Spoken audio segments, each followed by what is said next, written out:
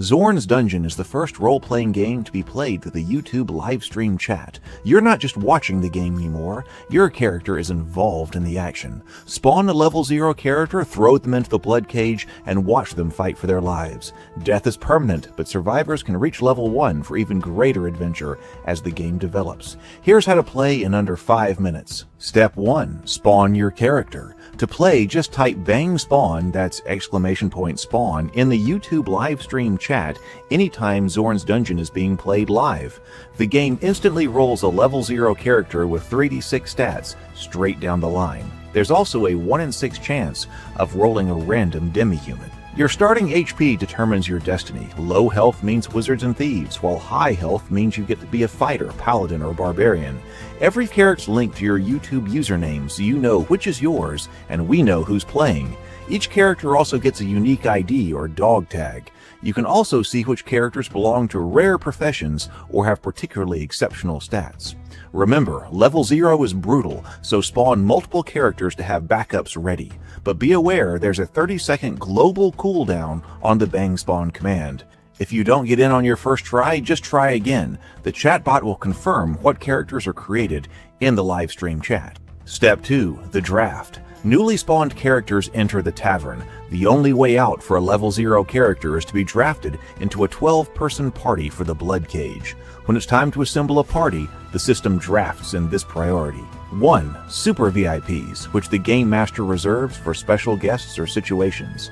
2. VIPs. Channel members get free VIP status once a month, and anyone can send in super chats to make one of their characters a VIP. Super chats with a specific dog tag attached guarantee that character will receive VIP status. Otherwise, the system will choose one of your characters at random. Gifting memberships also gets you and the person gifted a VIP character. 3. Active chatters. If you've commented in the live stream chat within the last hour, you get priority right behind VIPs. So if you're watching, participate in the chat to make it more likely that your character will get in on the fight. 4. The general pool. If there are still draft spaces left, then they're open to anyone else in the tavern. Yes, even if you're offline, your tavern characters are at risk and may be drafted. Note that the draft prioritizes having as many different players as possible in the party, so you usually won't have 2 of your own characters in the same cage. Step 3. Into the Bloodcage. Once the party forms, the doors open, monsters spawn, and the auto battle begins. You get to sit back and watch the bloody drama unfold. As the cage takes damage and the blood bar fills, Zorn might intervene. At 33% health loss, he might order his goblin archers to loose a volley into the heroes, or later drop a gore strider behind your lines if you're having too easy a time. And for the crunch lovers, combat, movement, spells, and all other rules are handled by the Hacked Edge game system, our custom rule set based on old school essentials. Step 4. Triage and leveling. When the dust settles, surviving PCs are hauled up to the winch room. If a character was knocked unconscious, they only survive if they have teammates still standing at the end. Otherwise, the monsters put them to the sword. Survivors earn a blood drop next to their name to indicate they lived through the ordeal. Once in the winch room, goblin medics attempt to heal individual wounds, restoring 1 HP per wound per success. Then the fairy checks HP. Anyone with enough HP to reach level 1 gets promoted, receives their class, and gets a free, full restoration of HP and spells. This is the only free magical healing in the game. Level 1 characters also earn the right to have a name. Type bang name dog tag new name in the chat to name them, or rename them on zornsdungeon.com. Step 5. Rest and return. Finally, characters are sorted to their next location. First, all dead characters are sent to the graveyard. It's their final resting place. Those characters who are still wounded are sent to the infirmary. There, wounds and spells heal in real time according to the Hacked Edge rules, meaning severe injuries may take several actual 24-hour days to recover. To keep playing, bang spawn more characters to have them ready to go. Healthy characters are sent to the stable to safely rest. They have earned their reprieve. Want to send a character back into the action and perhaps earn a second blood drop? Just move the character you want from the stable back to the tavern. You can do this at zornsdungeon.com or by typing bang T for tavern plus the dog tag of the character you want to move in the chat. You can check rosters, locations, and all of our leaderboards, tracking boss kills, maximum damage, highest XP, anytime at zornsdungeon.com/tavern. Alright, that's all you need to know to get playing Zorn's Dungeon on the live stream. Get your bang spawn ready, and we'll see you in the cage. Hey, good evening, everybody. Good evening. Welcome, welcome, welcome. Glad to see you. Yes, I'm starting later tonight. I'd really love to be able to start at 7 o'clock, but that's not happening based on my current schedule, and sometimes I can't get here right at 8. I have been working really hard all day today. Like, basically all I have done since about 8 o'clock in the morning was work on Zorn's Dungeon. So there's a lot that I wanted to do and fix after last night's stream. And so first we want to go to talk about the change log right here, so that we will know what's going on. There was a lot. I posted a link. I want to go here. There we go, and share. Got it. First of all, you may notice that in the Last Resort Tavern right here, we have a new kind of look right here. We have a new look, which I think is going to keep us more organized right here. So rather than looking at the characters, this was the old look right here. And this was kind of, and there were a couple of changes right here, but, it was kind of fun. Just, the original idea, we see all the different characters coming in and things like that. And then, but we didn't spend a whole lot of time over here.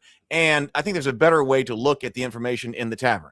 So now in the tavern, we now have a way to look at the players that are here and have the players front and center. So when we're looking at this, we can see right up here, here are the VIPs: Slimy Fingers, Angel G, Corey, and Sable Phoenix. They all are VIPs, and you will see over here that they have waited one draft. They were in last night. Vilkas Vandermerv is not supposed to be a VIP. Well, I can un-VIP him. And then, well, we can see about that. If you don't want to be VIP, I will un-VIP him right now. So that takes him off. Okay, so there we go. So that's what we got right here. We'll look at the iron coins later on the stream or after the stream. But okay, I've taken him off. But there you go. That front and centers the player with any character that has been VIP'd. Then down here we can see present in the chat. So this red over here, that red means that you are present, according to the bot that we have in the chat to see if you are here. So now I can look down right here and I can see exactly who is present in the chat: Sable Phoenix, Brianna, Courtney, Dave, etc., etc. That did not refund the iron coins. I said I'll look at that after the stream, because I know that, okay, if you didn't want that and you want the refund, I will look at that after the stream. But no, that did not refund anything. It just made him not a VIP since you didn't want that. Okay, so that lets me see exactly who is here and lets everybody see exactly who is here. So that keeps the players front and center. If we need to go down and we need to see, like, Dave right here has 2 characters that are here in the tavern. This is the people that you may have more characters. But these are the ones that are here in the tavern. So Dave is present, for instance, and has 2 characters right here in the tavern. I think this is a better way for us to look at that. And then we have players who are away, but who have characters in the tavern. This is right here that's shown. So a lot of people who are not here, but have players in the tavern. Oh, let's see if that worked. We got a VIP. See, there we go. Inner Light. Okay, Sir Linos, VIP, and Buff. So that should work. Let's see right here. We did. All right, exactly. Inner Light. Sir Linos is in, and a full buff right there. So that worked, and it's easy to see. So I think that's going to be a better way to look at things. And by the way, if you go to zornsdungeon.com and you look at the tavern, then you will also be able to see the tavern in this way. So this should give you a better way of knowing, like, when can I expect to be drafted? So this lets us see exactly who's present and everything like that. So I think, especially if you're looking at the tavern, you're going to find that this is more useful. Okay, there was a lot done over here. I'm going to try to go through this quickly. But this was the big thing. I promised you this yesterday, that we can have the best drafting system in the world with presence and all of that. But if the YouTube API credits run out, then the bot stops, and then people get upset and are frustrated. And I understand that, because all of a sudden the bot can't determine who's here and the drafting doesn't work quite well. So I did a complete audit. This was hours today, but it was so worth it. I did a complete audit of the YouTube API, which I've never used before. So I was like, cool, I can do all of this stuff.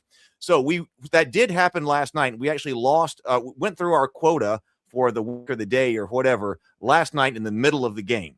And I was trying to fix that. So I did a full audit, and I'm pleased to report tremendous success as a result of the audit that's actually going to increase the quality of gameplay. So basically, I was able to drop token usage by about 20% of what it was. Dropped it by 80%. Because I was like, or am I just doing everything I can do? Turns out I could have been much more efficient in my use of API credits.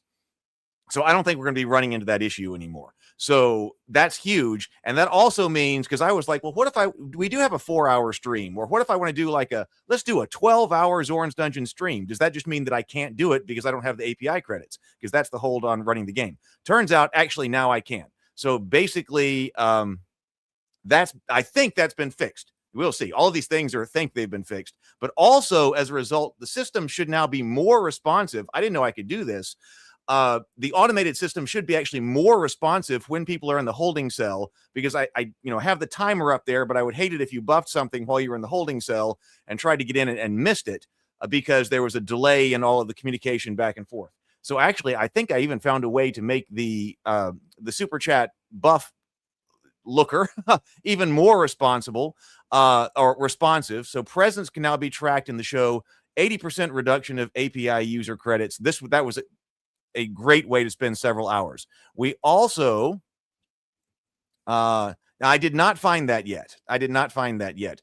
Fish asked, did I find the spot on pulling the likes from the live stream, or do I still need to send that over? If you can post it someplace, that'd be great, because I did not get to that. Also, fewer things. One of the things that I could do, I didn't know that what was so expensive was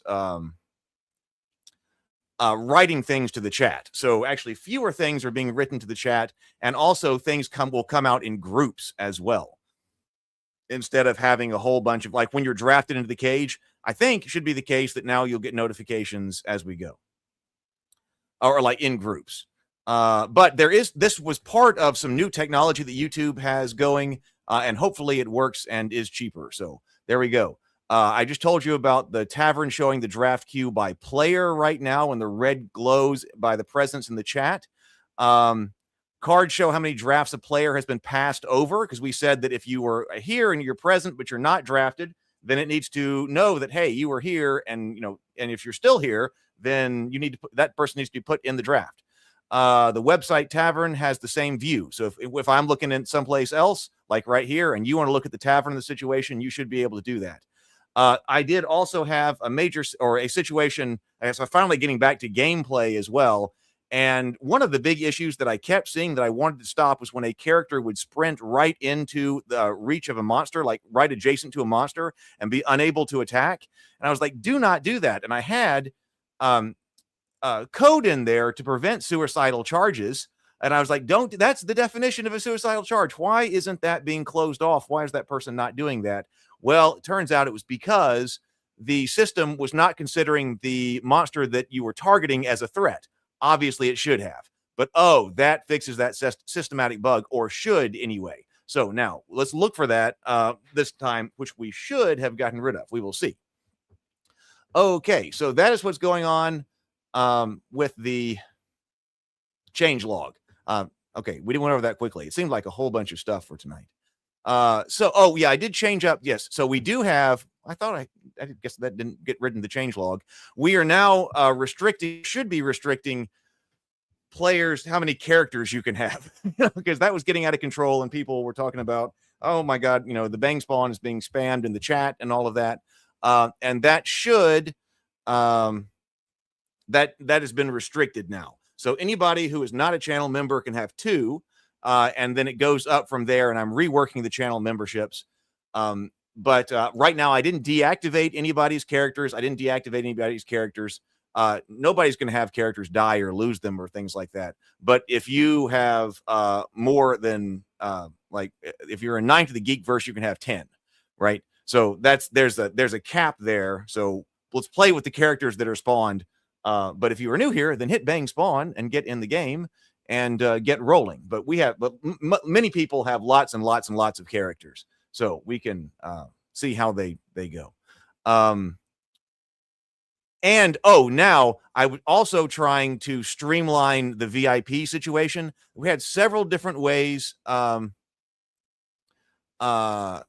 Yep, there we go. Exactly. Okay, right there. So right there. And I wanted more direct language. Like, I don't know what's going on with Nightbot. I told him I didn't want this. Hey, the barkeep, like, what does that even freaking mean? I had much more direct language, and the old language is still in here. But anyway, that's what it's trying to say. But okay, so VIPs will only be done by Super Chat now. That's direct, and they're working. If you Super Chat for over the amount, you get the buff, just like Inner Light did as well on that character. That seems to be working. But now also people who are channel members will have priority over those who are not in the draft. Like here in present in the chat, we have lots of members already present in the chat, but we'll draft the channel members first. And then we will also cycle, because if you've already fought tonight, then that will let other people in. So there you go. Yeah, exactly. So let's purge some characters. Let's fight with them and kill off some characters. Let's see who makes it through. Okay. All right. Is there anything else I need to say? I think that's it. Hopefully you like the changes and appreciate them over the last 2 days as we've been getting, I think, lots of quality of life changes. Why aren't I hearing music?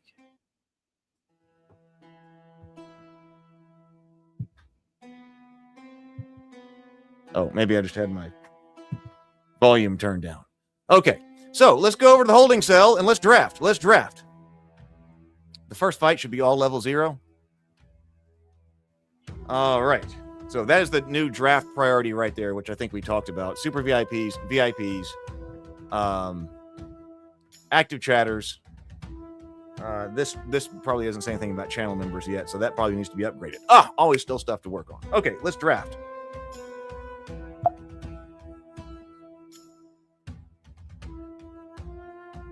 Why, Dave? Why they need to be level 0? I don't think they have to be level 0. Oh, trying to sacrifice excess guys. So, okay, see, there you go. Drafted for the fight. There you go. That allows you to get your that right there. That allows you to get your dog tag of the characters who are drafted right there, but that does it in a much more condensed way. It'll probably take, more than one, but that's a lot more condensed than having, 12 different things in the chat. But if you need who you are, all the different dog tags right there, that gets them to you. The idea in a copyable way in case you need it. But there we go. Okay, so Slimy Fingers, Mismatched Smuggler, you are in. Corey, a Gullible Squire, you are in. Angel, you have an Unwanted Burglar in. Let's see. Inner Light, Sir Linos, well starred right there. That means in the top 12% of all total ability scores. Human Paladin right there. Mrs. Dave, a Nameless Mountebank. John, a pockmarked Poacher. Sable Phoenix has a Vengeful Flagellant in, who is Starborn, by the way. Starborn right there. Top 1% of all ability scores rolled. Courtney has Spunch Nicely, a rare character right there, 1 in every 354 spawns. Dave No F's, a Witless Blacksmith's Apprentice. Brent, a Shoddy Elf Wizard's Apprentice. SKD Fish, a Motley Smuggler. Brianna Reynolds, a Scruffy Gnome Tinker. So there we go. We've got the bus. Oh, no, Inner Light. It says that Sir Linos has poor odds. We haven't seen poor odds in a while coming up, but Inner Light, we were looking for some red. So, Inner Light Sir Linos has poor odds of getting out. Chance of survival, 30%. After 100 different kinds of simulations from the odds maker. Corey just came in with a Gullible Squire wanting to get the 9th. Thank you very much. Buffed right there. You are fully buffed. Tinker is Starborn. Oh, Starborn. Yes, the Tinker is Starborn as well. Top 2% of all ability scores right there as well. All right, 6 seconds left. Eight level 0 characters, 4 level total, 4 level 1 characters, 50 total HP in here. Oh, only a total of only an average HP of 4. Sometimes we get up to 5, so we're a little bit lighter on HP this time. The buff was probably a good idea right there. Okay, well, let's go into the Bloodcage then. Only 13 likes. Oh, Mrs. Dave. C3A3 came in just the right moment. Cell buff. Nameless Mountebank. Got it. 2 right there. Thank you. All right, Bloodcage.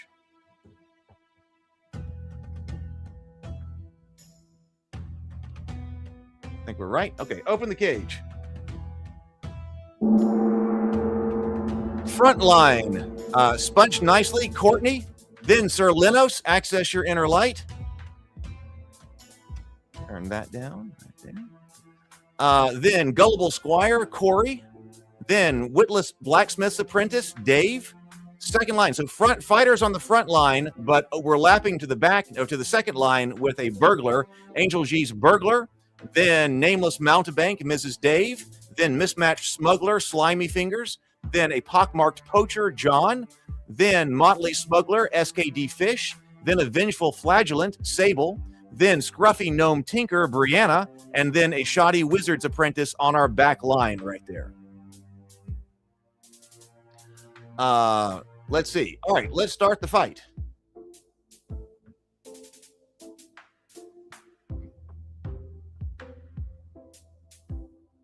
Just 1 second. Okay, and coming into Goblin, who is that? 1 point of damage to the Goblin, a minor piercing wound. That was a pockmarked poacher, starting with the missile attack. Wish we had gotten more. Moving up, it's always good to have a missileer with the party. Mismatched Smuggler, Slimy Fingers, moves toward Goblin. Goblin, a mismatched Smuggler, comes in. A Goblin is struck for 1 point of damage, a minor piercing wound. Nameless Mountebank, Mrs. Dave, targets the Goblin. So Nameless Mountebank moves toward the Goblin, coming in, 2 points of damage, minor slashing wound, cuts open its green flesh to reveal the black blood. We are 12 to 16. I didn't know we were at 16 monsters with 2 white apes. We need to be doing some more damage right here. Unwanted burglar Angel comes in with a club, 2 points of damage, a minor bludgeoning wound. We have not taken down anything in the front line. We're kind of forming a second a line in zone 2. Nameless Ratkin Mongrel comes up to Nameless Mountebank, catches the blow on the stamina. 2 points of stamina lost, but no injury right there. We got to get in here. A Shoddy Wizard's Apprentice looking at White Ape, going to shoot. Shoddy Wizard's Apprentice cast Ray of Frost on White Ape. Rocked by 1 point of damage, minor cold wound. Oh, but the ape is chilled. Its movement will be cut. So it's not going to be able to move as fast. That might help us out. I think that that token looks like he's completely frozen right there instead of just chilled. I might need to come back that off. Hey, Andrew. Good to see you, Andrew. Great to have you. Sponge nicely. Courtney, looking at this Goblin right here, wants to come in. Get rid of this Goblin. Goblin suffers 3 points of damage, a moderate slashing wound that takes its toll. The Goblin drops dead. Blood pools beneath.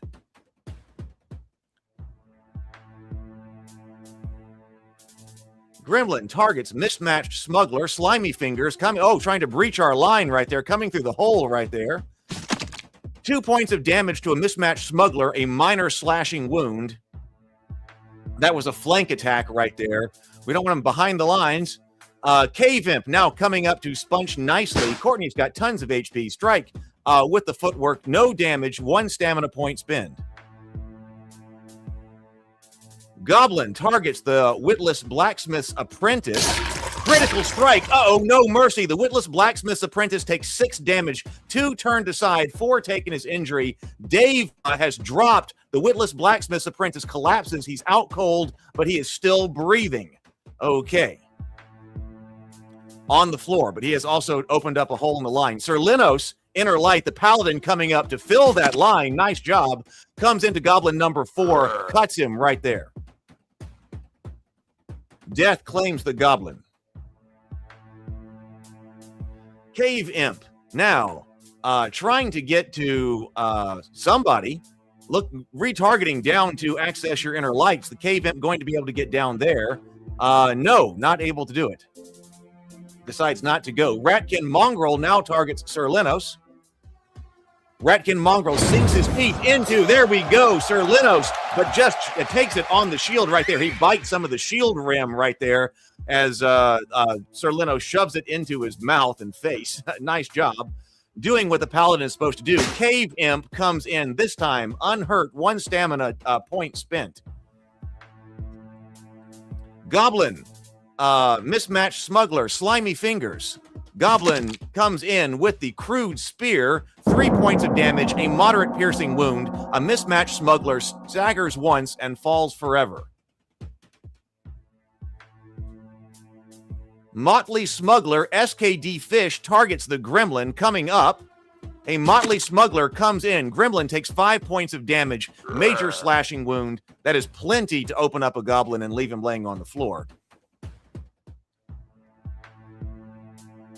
Slimeling now. Can Slimeling get anywhere? Slimelings are slow. No, can't.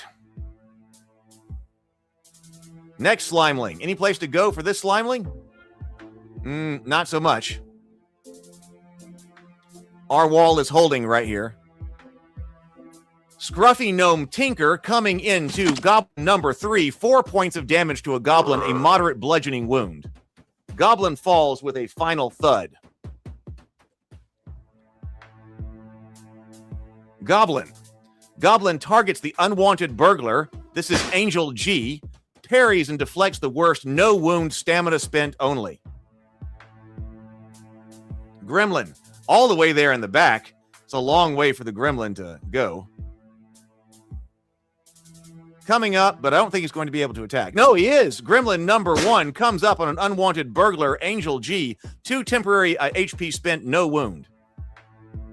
We are fighting in well into that zone number 2. White Ape moves, probably going to have to throw right then. Yes, a boulder comes in, swallowed by the protective ward of the fairy, I believe that was. 1 temporary point expended only. Gullible Squire. Now, Corey coming up here to patch our line. Nice work. Gremlin bleeds from a thrust of 5 points of damage, a major piercing wound. The Gremlin drops dead. Blood pools beneath. Cave Imp. Cave Imp targets a Gullible Squire, comes down into, comes into Scruffy Gnome Tinker instead. 3 points of damage, a moderate slashing wound. A Vengeful Flagellant, Sable Phoenix, looking at Goblin. Don't know if he's going to be able to do anything. So no, instead weaves resistance around the Unwanted Burglar. Hey, the Vengeful Flagellant wants you around Unwanted Burglar. So he weaves resistance. So you'll have advantage on saving throws, which is important for death right now. Oh, and well, this White Ape wants some Angel. Throws the boulder right into the Unwanted Burglar. Only 1 point of damage, minor bludgeoning wound. Okay. 10 PCs to 11 monsters. We have not had much damage going on right here into round 2. Cave Imp coming up into Sponge Nicely. Sponge Nicely sustains 1 point of damage, a minor slashing wound that opens up. 15 likes. Let's get to 20. We've got 19 people watching, I see. Goblin 2 comes into Angel as well. A minor piercing wound with the Crude Spear. Drops the Unwanted Burglar.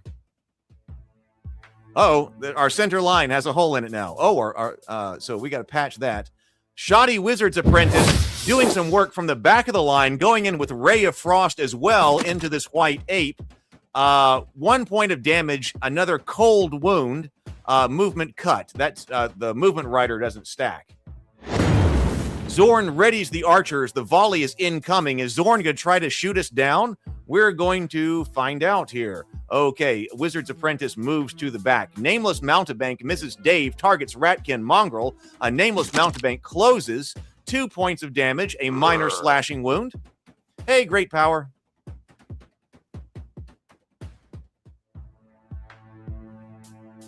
Cave Imp. Also, now looking at the Scruffy Gnome Tinker comes in. Critical hit, no mercy. A Scruffy Gnome Tinker bleeds for 4 points of damage. Moderate slashing wound. A scruffy gnome tinker is slain outright. I am sorry, Brianna Reynolds, the scruffy gnome tinker has dropped. 8 PCs to 10 monsters, 8 to 10. Cave Imp comes in on Mrs. Dave. Claws lands on the nameless mountebank, but a protective ward drinks it up. Okay, 2 temporary HP spent. You're still up. The monsters now have a battle line going in there. Sir Linos, Inner Light, our hero paladin here. Cave Imp is rocked by 5 points of damage, a major bludgeoning wound. Drops the Cave Imp, no problem. Zorn holds. The archers stand down. Zorn is engrossed in this battle and chooses not to have archers from atop the Bloodcage try to shoot you down. Ratkin Mongrel now coming into Sir Linos. Deflected right there. Inner Lights. Sir Linos deflected right there. Once again, jamming the rim of the shield into the teeth. Probably breaks some of the teeth right there as it's coming in. Pockmarked Poacher also trying to say, hey, I'm the missileer from the back of the cage going into White Ape. Only 1 point of damage, a minor piercing wound. That was John. Okay, White Ape looking for a target. Sees Gullible Squire. Can he get there? No. Okay, can't. Slow, I guess. White Ape targets a Gullible Squire. So the magic user, I think, prevented that. Gullible Squire takes 3 damage. Then goes into Sir Linos. 3 damage, 2 turned aside, 1 taken as injury right there. Sponge nicely. Attacks. A critical strike. 12 points of damage. Courtney, 12 points of damage on Cave Imp, going down to 10 hit points. The Cave Imp staggers, twitches, and falls. Gullible Squire, Corey, targets the White Ape. Cut him down. 5 points of damage, not enough. But the Squire, that's doing some work there. That was good, not quite enough. Looking for the hero. Zorn signals to ready the portcullis. Are we going to have monsters come in behind us? Motley Smuggler, it's now 8 to 8. 8 PCs to 8 monsters. Motley Smuggler, SKD Fish, comes into Cave Imp number 2 and drops him. Sponge nicely. I know that is a funny name. I like it, though. Is that a gnome? Should be. Slimeling comes in to... no, Sponge Nicely is not a gnome. Into Courtney, 1 point of damage, a minor bludgeoning slap from the pseudopods of the Slimeling. Okay, a Vengeful Flagellant weaves resistance around the Gullible Squire. Okay. Slimeling targets the Motley Smuggler. Is he going to be able to get there? Looking for some way to get in there for a target. No. They're slow. Nope. Okay, Slimelings just kind of lurch around. Sir Linos' sprite keeps getting pushed below the dead and unconscious character. It does look like they are sitting on... It does look like he's sitting on top of you. You're right. I'll look at that. Thank you for that. Cave Imp collapses. Mrs. Dave's nameless mountebank takes care of Cave Imp number 1. We're kind of turning a corner here. 8 PCs to 6 monsters. 8 to 6. Sir Linos now coming into Ratkin Mongrel. 4 points of damage. That's enough to drop him. Sir Linos drops. The Ratkin Mongrel's body goes limp. It's finished. Fell-handed. Sir Linos. 3 kills. Portcullis, Ratkin Gorechild with Ratkin Strider. Ratkin Strider and Gorechild come in, and they are looking for targets. Ratkin Gorestrider comes up on Sable Phoenix's Vengeful Flagellant. 2 damage, 1 turned aside, 1 taken as injury. Gorechild targets a shoddy wizard's apprentice. Ratkin Gorechild comes in for 4 points of damage, 2 turned aside, and 2 taken as injury. Brent drops, but passes his death save, so he is unconscious on the floor. Can we get him out? Pockmarked Poacher, John. All right, wants to do something about this Gorechild that's now in his face, so shoots at the Gorechild. Only 1 point of damage, though. Only 1 point of damage. Goblin. Now, coming into the Nameless Mountebank of Mrs. Dave. Nameless Mountebank takes a puncture wound of 2 points of damage, a minor piercing wound. Sponge nicely. Courtney targets Slimeling. Sponge nicely closes. Critical hit. Slimeling is slashed for 15 points of damage. Catastrophic slashing wound. Ooze goes everywhere. Ooze goes everywhere. Oh, I noticed that Nightbot's telling you there's no limit to the number of characters you can spawn. That did change tonight. There's now a limit on the number of characters that you can spawn. I need to change that. White Ape. That's out-of-date information. Deflected Corey. Deflected the gullible squire. Then comes into Serlinos. Shield breaks or buckles and splits. There, yes, completely breaks. There's nothing left to hide behind. Serlinos no longer has a shield. The ape has smashed it. Motley Smuggler now coming into White Ape. Let's take it down. There we go. 9 points of damage to White Ape. A grievous slashing wound. Death claims the White Ape. Fell-handed Motley Smuggler. 3 kills in a row.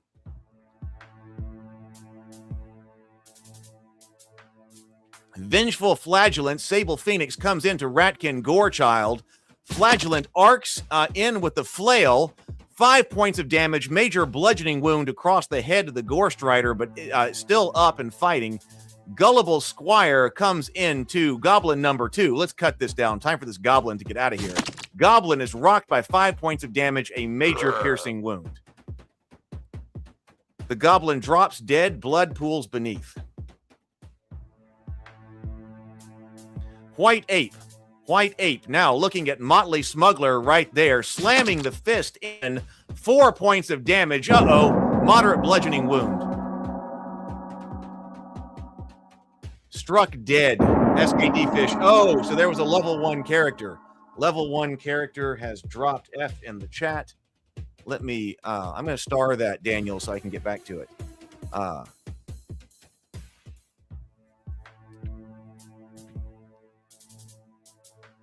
Slimeling. Okay. Targets Sponge nice. No, comes back into a Nameless Mountebank instead. 3 points of damage to a Nameless Mountebank. Mountebank drops. Nameless Mountebank hits the ground hard, unconscious but not dead.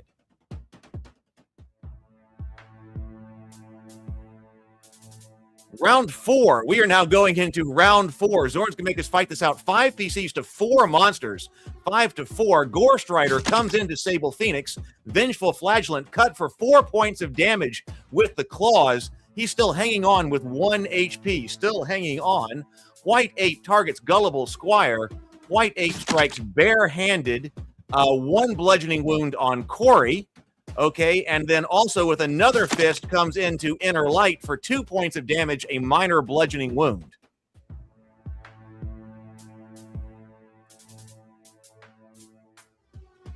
Courtney, you think he's under the White Ape sprite? I will look at that too. White Ape, Courtney, Sponge nicely, comes into Slimeling number 2 and gets it with an arming sword. Yeah, Serlinos this has been quite a bit. Pockmarked Poacher John targets Ratkin Gorechild. Come on, we got to take this down. Oh, we're just shooting again with a short bow. 3 points of damage, but the Ratkin Gorechild is still up. Will the Ratkin Gorechild be able to attack? Let's see. Inner Light. No, Inner Light's right next to the White Ape. Struck for 11 points of damage. There we go. With a Warhammer, the piercing side of the Warhammer, catastrophic piercing wound, finally takes down the White Ape. Finally takes him down. Okay, oh, now it's Gorechild's turn, though. Where's Gorechild going? Gorechild is going to that poacher that keeps putting shafts into him. Sweeping claws. Oh, rides it through. 2, 3, unhurt. Stamina points expended only. Stamina points expended only. Vengeful Flagellant, Sable Phoenix, now coming up to the Gorechild. 1 hit point remaining. Can you do it? Flailhead comes in. 4 points of damage to the Ratkin Gore Strider. A moderate bludgeoning wound. The light fades from the Ratkin Gore Strider's eyes.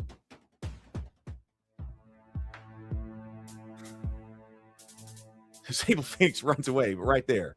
There we go. Gullible. Oh no, we still have the Ratkin Gorechild up, coming into the rear of the Gorechild with an arming sword, strikes from behind. I think that's going to do it. Yes, punctured for 5 points of damage, a major piercing wound. The Ratkin Gorechild drops dead, blood pools beneath.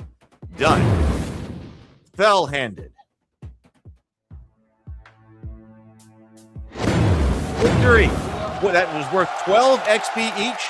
12 XP each. 8 survivors share the spoils. 4 fell. 6 for the 6 HP for those who have fallen. So 8 got out. 8 got out. Oh, Bloodcage MVP. Spunched nicely on a rampage. 4 kills, 2 crits. There we go. Bloodcage MVP. Look at that. Spunched nicely. Doing work in the Bloodcage tonight. Whoa, it has been a while since we have named a Bloodcage MVP.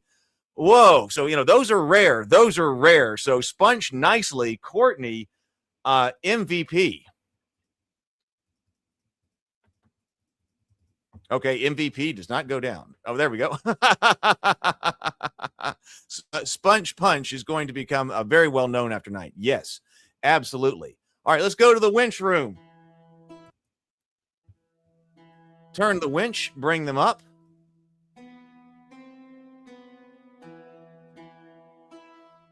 All right, blood drops awarded. Deploy the goblin medics. So, Inner Light, getting some help from the medics. Also, some more help right there. Only 6 of 7. So, you got through and are very much close to healed. A little bit of help right there. Sponged nicely. Also getting some help. Almost healed. So, also not putting people in the infirmary for too long. Anybody getting promoted? Let's find out. Anybody gets to be level 1? Corey, Gullible Squire, becomes, okay, you got your knight right there. Shoddy Wizard's Apprentice, level 1 mage.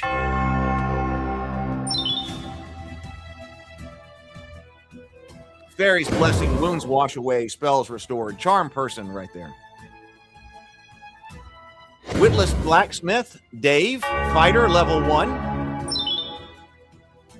Wounds wash away. Stable Phoenix gets a cleric, level 1.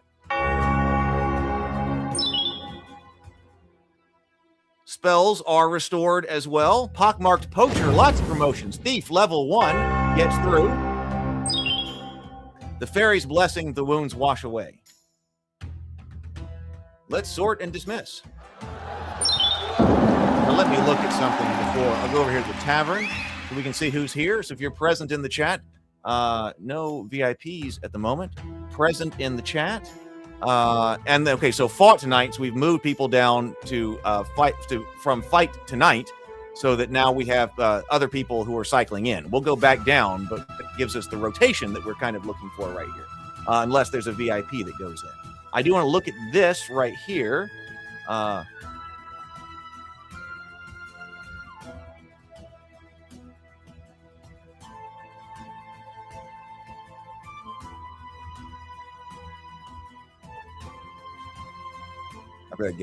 going to try to get that wording in.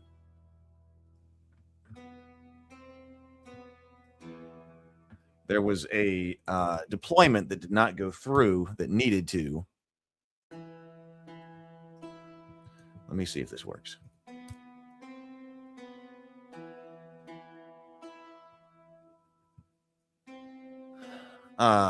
So that maybe we'll have a more direct, because I don't like all that, the tab, whatever. I just want to be direct about, okay, you've reached your character limit. Because we've spawned lots of characters. If you're not a channel member, you can spawn up to 2. You can have up to 2 living active characters right there. Hector had 1 HP wound last night. When does he get out of the infirmary? Let's see. Infirmary. We were looking for Hector. Hector, 1 point minor bludgeoning wound.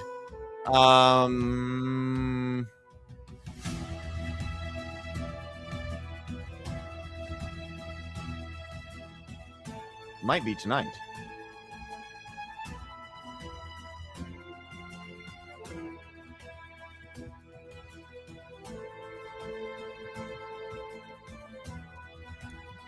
I will check. Because it might be tonight that he gets out. Anything else? Zorn's dungeon. So the lore is that this is, somebody was asking about the lore. So anybody, no matter how destitute or down on your luck, can come to Zorn's dungeon, a castle on the edge of the world. And his fortress, the edge of the world. You can eat at the tavern, have your fill, take a rest, but then also You can't leave. You don't have to pay, but you can't leave until you have fought in the Bloodcage. If you get through the Bloodcage, you are promoted to level 1, and Zorn will give you medical care in the infirmary, level 1 medical care, free, and also a place to bed down in what he calls the stable in the common rooms. I'm checking on that.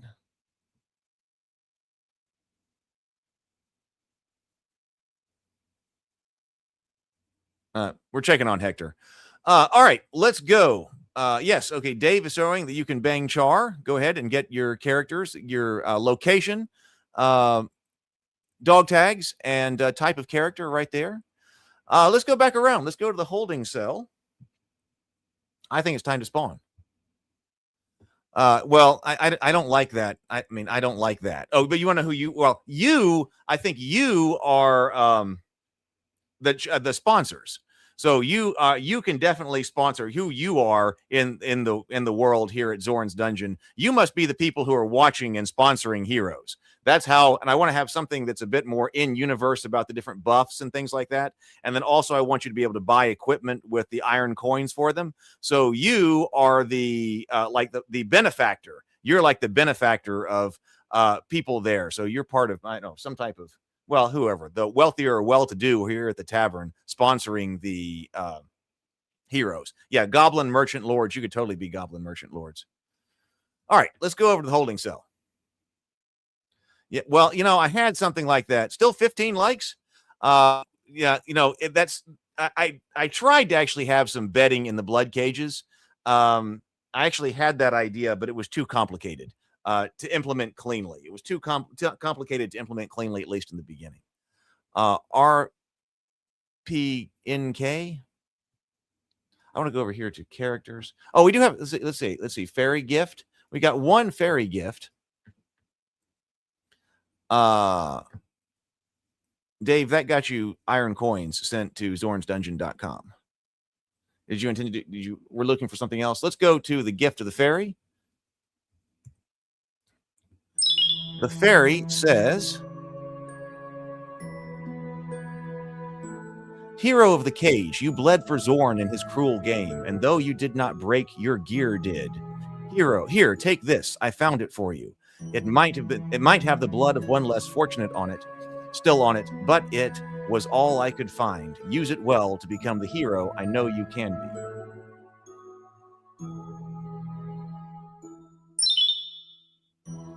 Fairy gifts you a rusty shield. So, oh, Sir Linos got the shield back. Oh, and then Bongo got an ill-kept buckler. Oh, Linos. All right, nice. Oh, no, I didn't know this. Dave says, on YouTube, you can only do $1.99 or it jumps to $4.99. Who are you trying to let me get him in for you. RPNK. I didn't know that. You can only go to $1.99 or $4.99 on YouTube. So you were trying to get in a witless blacksmith's apprentice. You are in now. So there we go.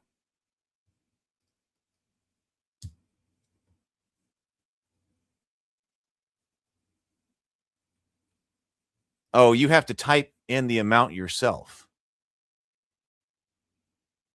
Oh, okay. Okay. All right. Well, okay. All right. So I think it's time to fight. So let's see who gets in. Let's see if this works. We should be looking for Daniel and Brad and TSL Frontman and the Great Power and Made of Meat and Andrew if this is working. Oh, on our phone it doesn't have that option. Oh. Okay. Oh, okay. Holding cell. Here we go. Let's draft the party. We are drafting now. So Dave, a witless blacksmith's apprentice, you are in. Daniel, a rumpled fortune teller, you are in. The Great Power, debt-ridden town watchman, you are in. Made of Meat, Eli the Faithful, you are in. Andrew, a scraped grave robber. Brad, a landless temple initiate. TSL Frontman, a forsworn torchbearer. Inner Light, a naive hedge mage. John, a beleaguered temple initiate.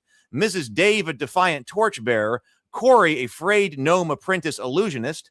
And then Courtney, a bumbling antiquarian's assistant. Okay, so there we go. So, this one is light on first level characters. Level 0 characters 9, total level 3, total HP 45, 4 on average. 4 on average. This one could be a bit tougher. We're not Bloodcage is kind of could be heavy on us. We're gonna see.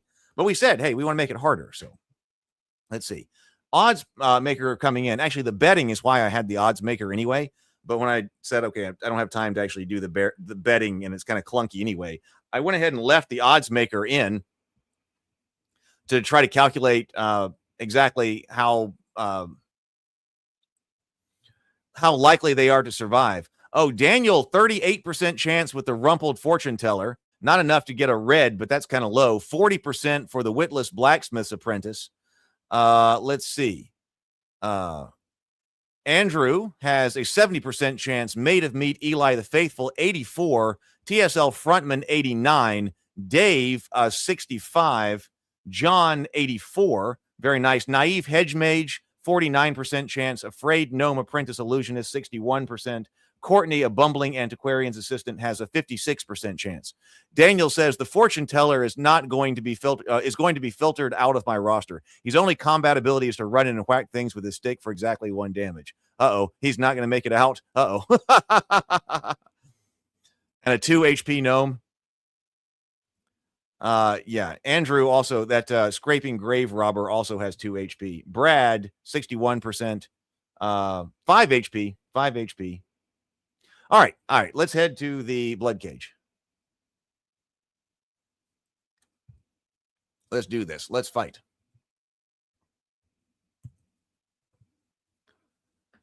Open the cage.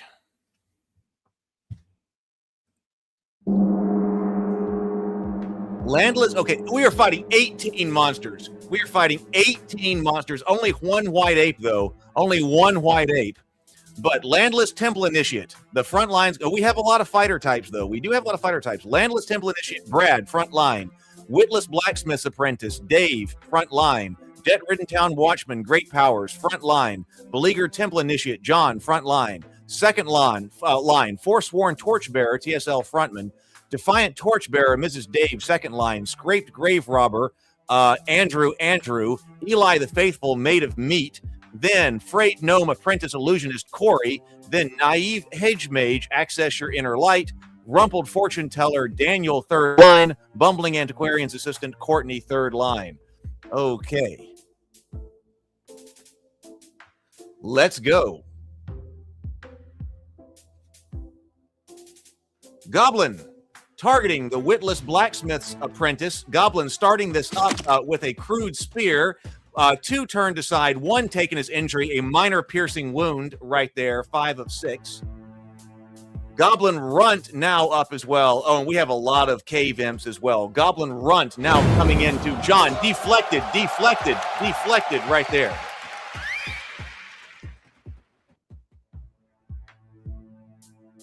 Forsworn Torchbearer, TSL frontman, targets the Goblin. Coming in, 1 point of damage. Oh, we needed more. He's only got a dagger, though. Oh, he's only got a dagger. Coming in, trying to be brave right there. Coming in from the second line. Oh, now Cave Imp coming up the Torchbearer. Deflected. Okay, that is exactly what we need. We need a lot of deflections. He's got a dagger and a small shield. So the shield is doing work there. The Witless Blacksmith's Apprentice, Dave, comes up to Goblin number 3. 2 points of damage. Okay, that's going to drop it. Okay, good job, Dave.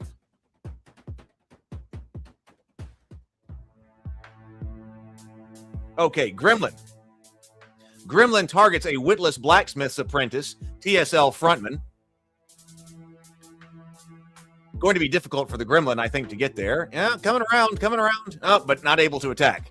So, Made of Meat now weaves resistance around the debt-ridden town watchman of the Great Power to keep him alive. Advantage on saves until the end of the fight over here. Landless Temple Initiate looks at this Gremlin who so bravely came in. Critical hit. Oh, decides staggers on the Gremlin staggers under 7 points of damage. A tremendous bludgeoning wound with a warhammer cracks open the Gremlin. He is out of here.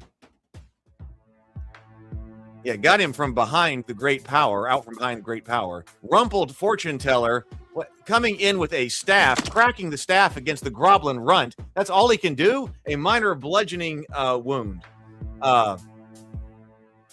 Let's see. Hey, made of meat. Gnome frayed apprentice illusionist moves toward the goblin. Yes, gnome casts a frayed gnome illusionist apprentice illusionist. Poison spray against the goblin, doesn't drop it. Gremlin targets a frayed gnome apprentice illusionist, Corey. I'm gonna have to take a look at that. You think the would have something, some other type of combat spell? We'll see. Kobold Crawler moves toward a Forsworn Torchbearer. Kobold Crawler throwing. We didn't see a lot of that last time, but throwing in on the Torchbearer's flank. Against Paul Frontman, deflected right there. A Forsworn Torchbearer raises his shield in time. The blow skids harmlessly aside. With 18 monsters originally in the cage, we needed as much of that as we can get. All of our heroes are still up, though. 12. Beleaguered cultist, Temple Initiate goes into Goblin Runt. The light fades from the Goblin Runt's eyes.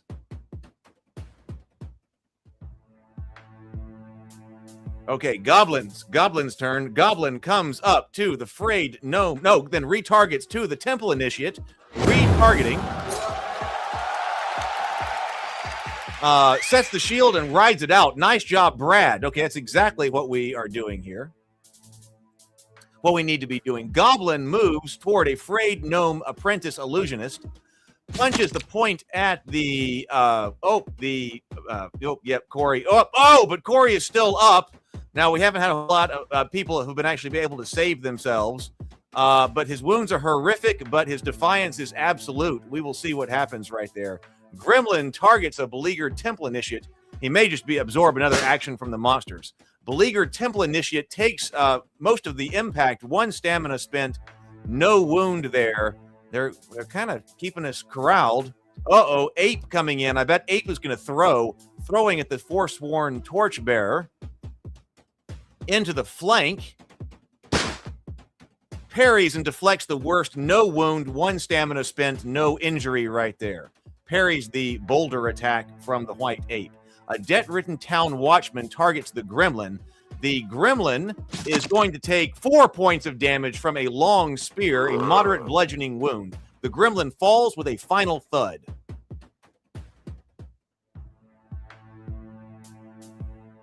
Ratkin Mongrel targets a debt-ridden town watchman, the Great Power.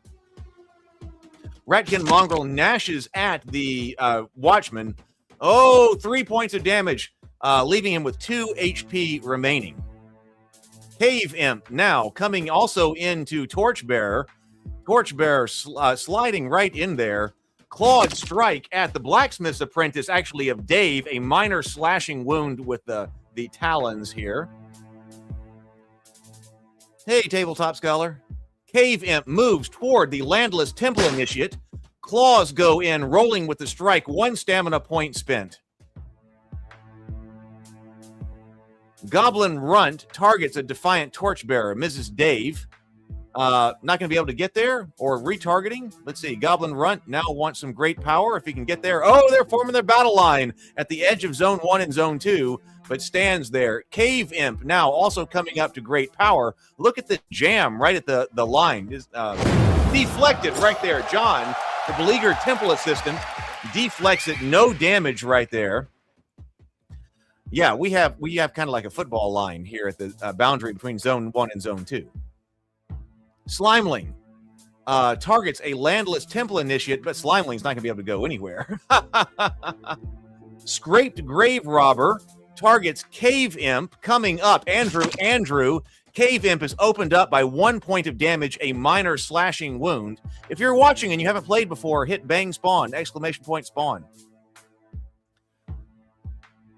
You'll get in if you are here in the next Bloodcage.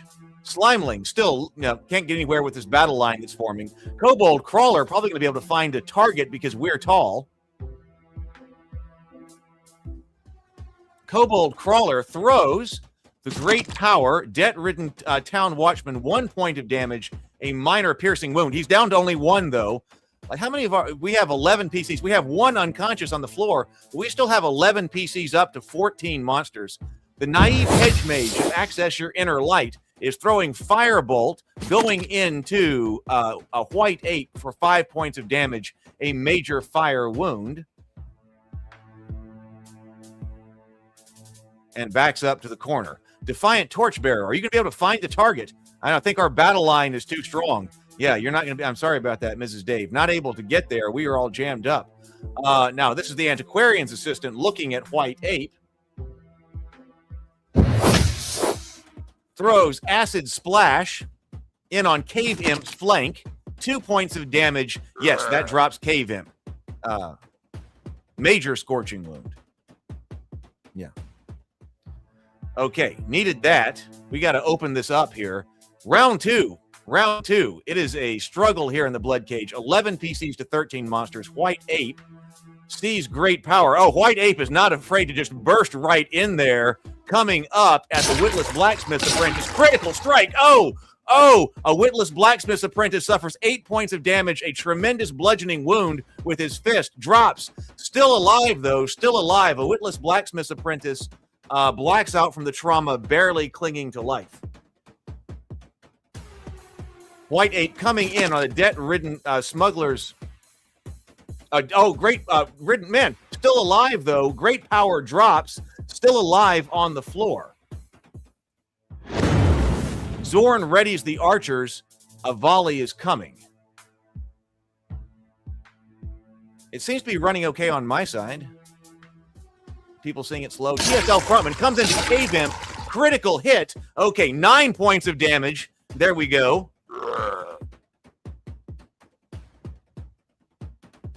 Cave Imp's body goes limp. It's finished. You're getting low frame rates. It just said something about my browser running slow. I'm not seeing it slow run on my side, but I clicked fix that, so we will see. Let me know if that fixes. Blow lands on the Temple Initiate. The Protective Ward drinks it up. Hedge Mage, Inner Light, your turn again. Oh, Inner Light wants to go for the White Ape. Coming through the lines right here. A naive Hedge Mage comes in on the White Ape's flank. 1 point of damage to White Ape. A minor fire wound. Still up, though. Landless Temple Initiate targets the Goblin. Cut him down. 2 points of damage. That is enough. Brad, nice job. Landless Temple Initiate cuts down Goblin number 1.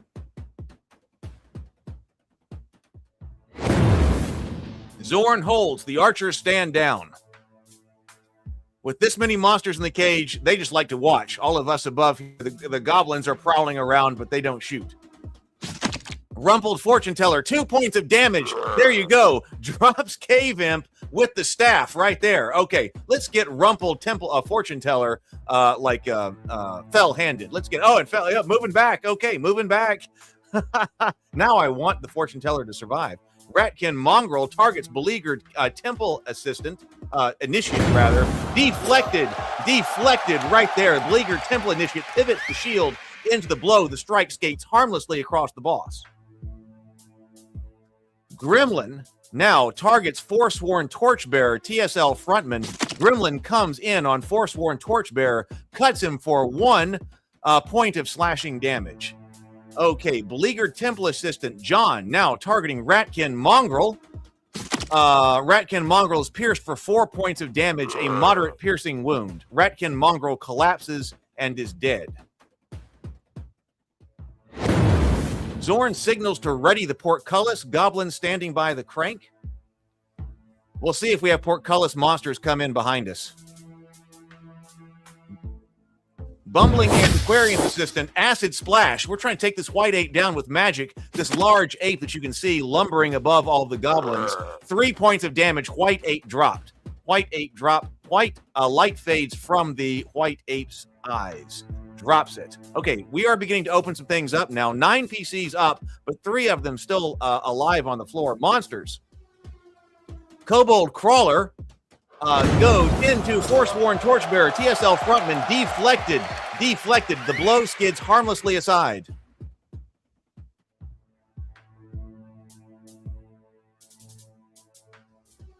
Okay, Maid of Meat goes for resistance around the beleaguered Temple Assistant. Advantage on saves till the end of the fight. Let's see. Now, Kobold Crawler. There's lots of space now. Kobold Crawler throwing into Forsworn Torchbearer, deflected right there. Hanging on, TSL Frontman. The Torchbearer sweeps the shield up to meet the blow. Sparks fly, and that's it.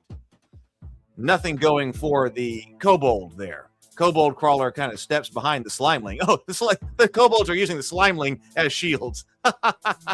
Scraped Grave Robber. Now, this is Andrew. Andrew coming up to Slimeling. A Scraped Grave Robber.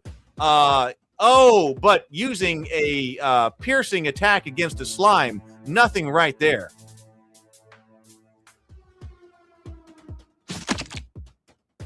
A Frayed Gnome Apprentice Illusionist, 2 points of damage.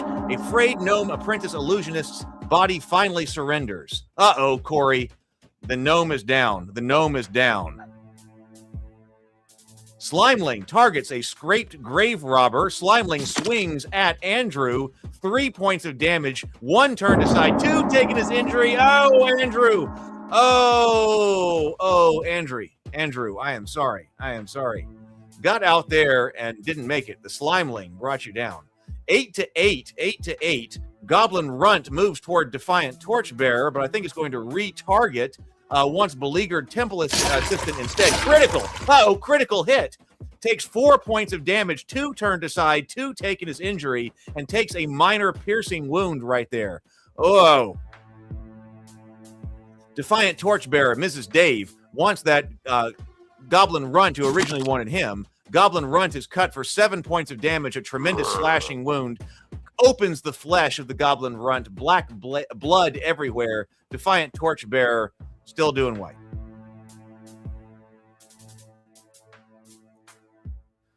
Yeah, that's a good point, Tabletop Scholar. You're not technically registered dead in the database until after this fight. Everything gets written back to the database after the fight. TSL Frontman, epic defense. Forsworn Torchbearer, epic defense. Nice job. Round number 3. Landless Temple Initiate comes up to Cave Imp Brad. Devastating strike. There we go. Cave Imp hit for 9 points of damage. Grievous bludgeoning wound with a Warhammer right there. The Cave Imp staggers, twitches, and falls.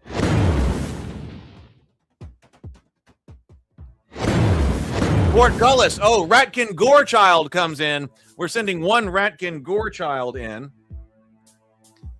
Ratkin Gorechild targets Inner Light's Naive Hedge Mage. Uh-oh. 3 points of damage. 1 turned aside. 2 take his injury. Will you save? No. Inner Light's Naive Hedge Mage drops.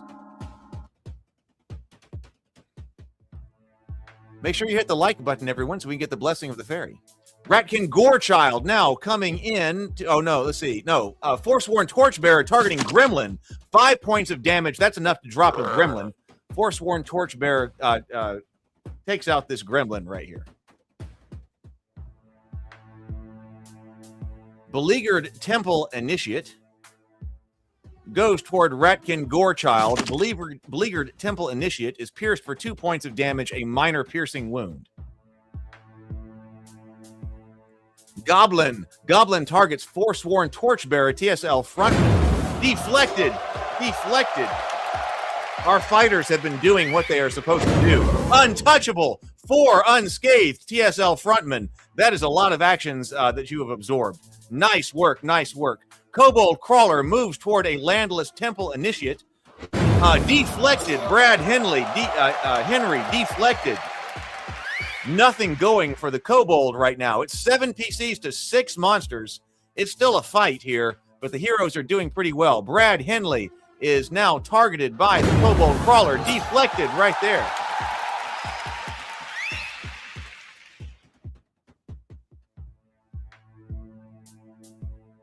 Rumpled Fortune Teller. Oh, going up. Oh, deciding to get some stick after this Ratkin Gorechild.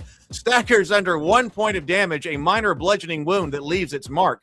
Come on, we got to get the Fortune Teller out of there. Let's get the Fortune Teller out of there. Slimeling now coming up to Forsworn Torchbearer's flank. Critical. Oh, no, weak point is exposed. TSL Frontman, 6 points of damage, a major bludgeoning wound.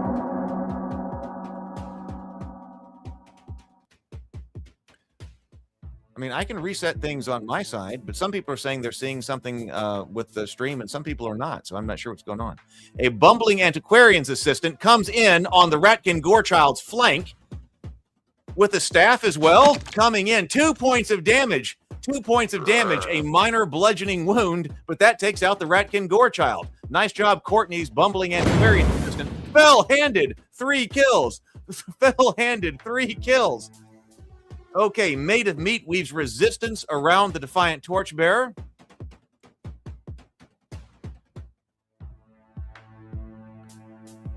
Defiant Torchbearer, Mrs. Dave. Now, doing something with this Slimeling.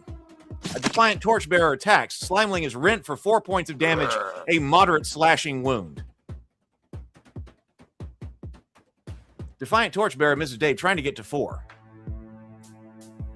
Slimeling targets a landless temple initiate, Brad Henry. Come on, get around these. Okay, really can't get around these these kobolds that are jamming things up. Round 4.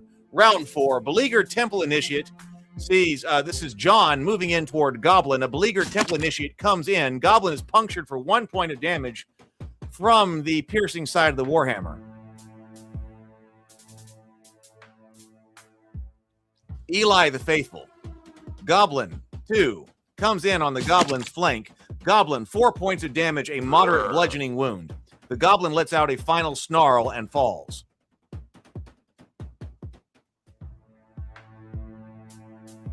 Landless Temple Initiate. This is Brad coming in on Kobold Crawler.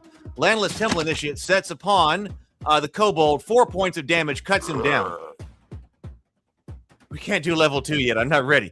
I still have a lot of work to do. I feel like I did a whole lot of catch-up work this week. So maybe this week I can actually advance the game.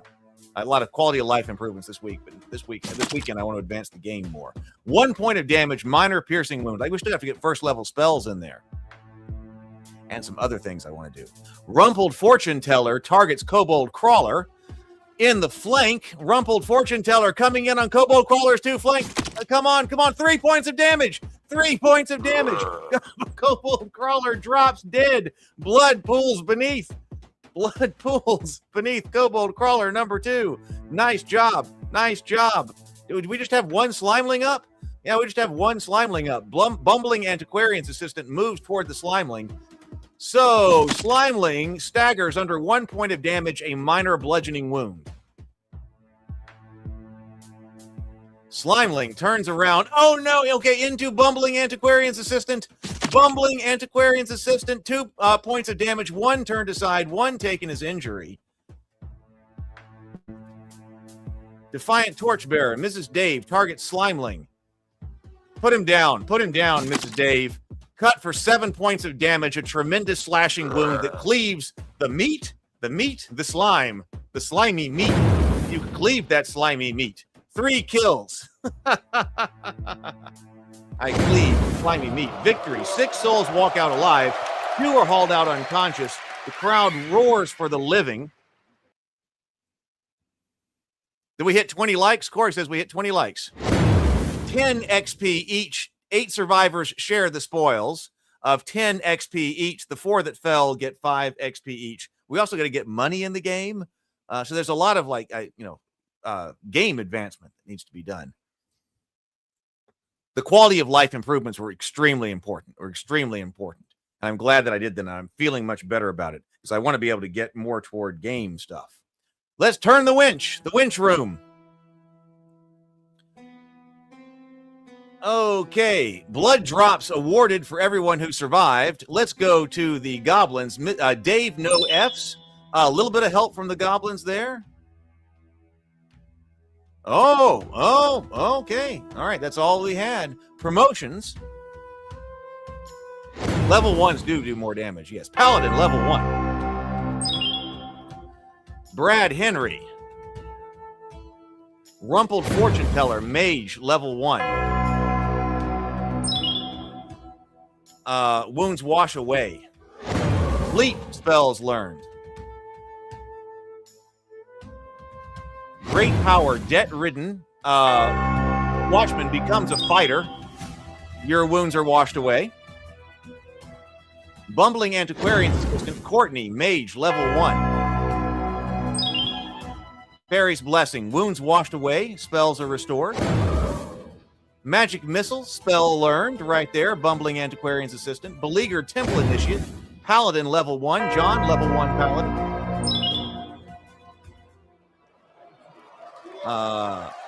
Corey goes, Hector the Deflector just got a VIP. Hector the Deflector is coming in with a VIP with all of the buffs. All right, let's sort and dismiss. So remember, so there is now a change. The Nightbot is reporting this. Nightbot is reporting this incorrectly. I need to change that. But now there is a limit to the number of characters that you can spawn and have act. Well, there's no limit to the number you can spawn technically, but there's a limit to the number that you can have alive at a time, alive and active at a time. So if you are not a channel member, you can have 2. So that is the limit. But let's see. Still wounded. Wait, what?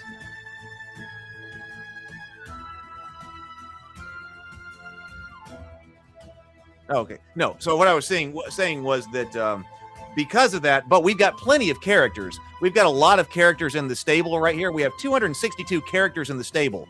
Remember that once you go through the Bloodcage, your character is parked in the stable. So if you would prefer to move characters from the stable because they are alive and you want them to play, you can select a character from the stable to move back to the tavern. You can do that on zornsdungeon.com. If you log in on zornsdungeon.com with the same Google login that you're playing the game right now and watching YouTube on, you'll be able to log in and you can move individual characters and you can look at all of your stats and all of that. And also, if it's your first time to log in, you get enough iron coins to declare a VIP if you want one of them to come in.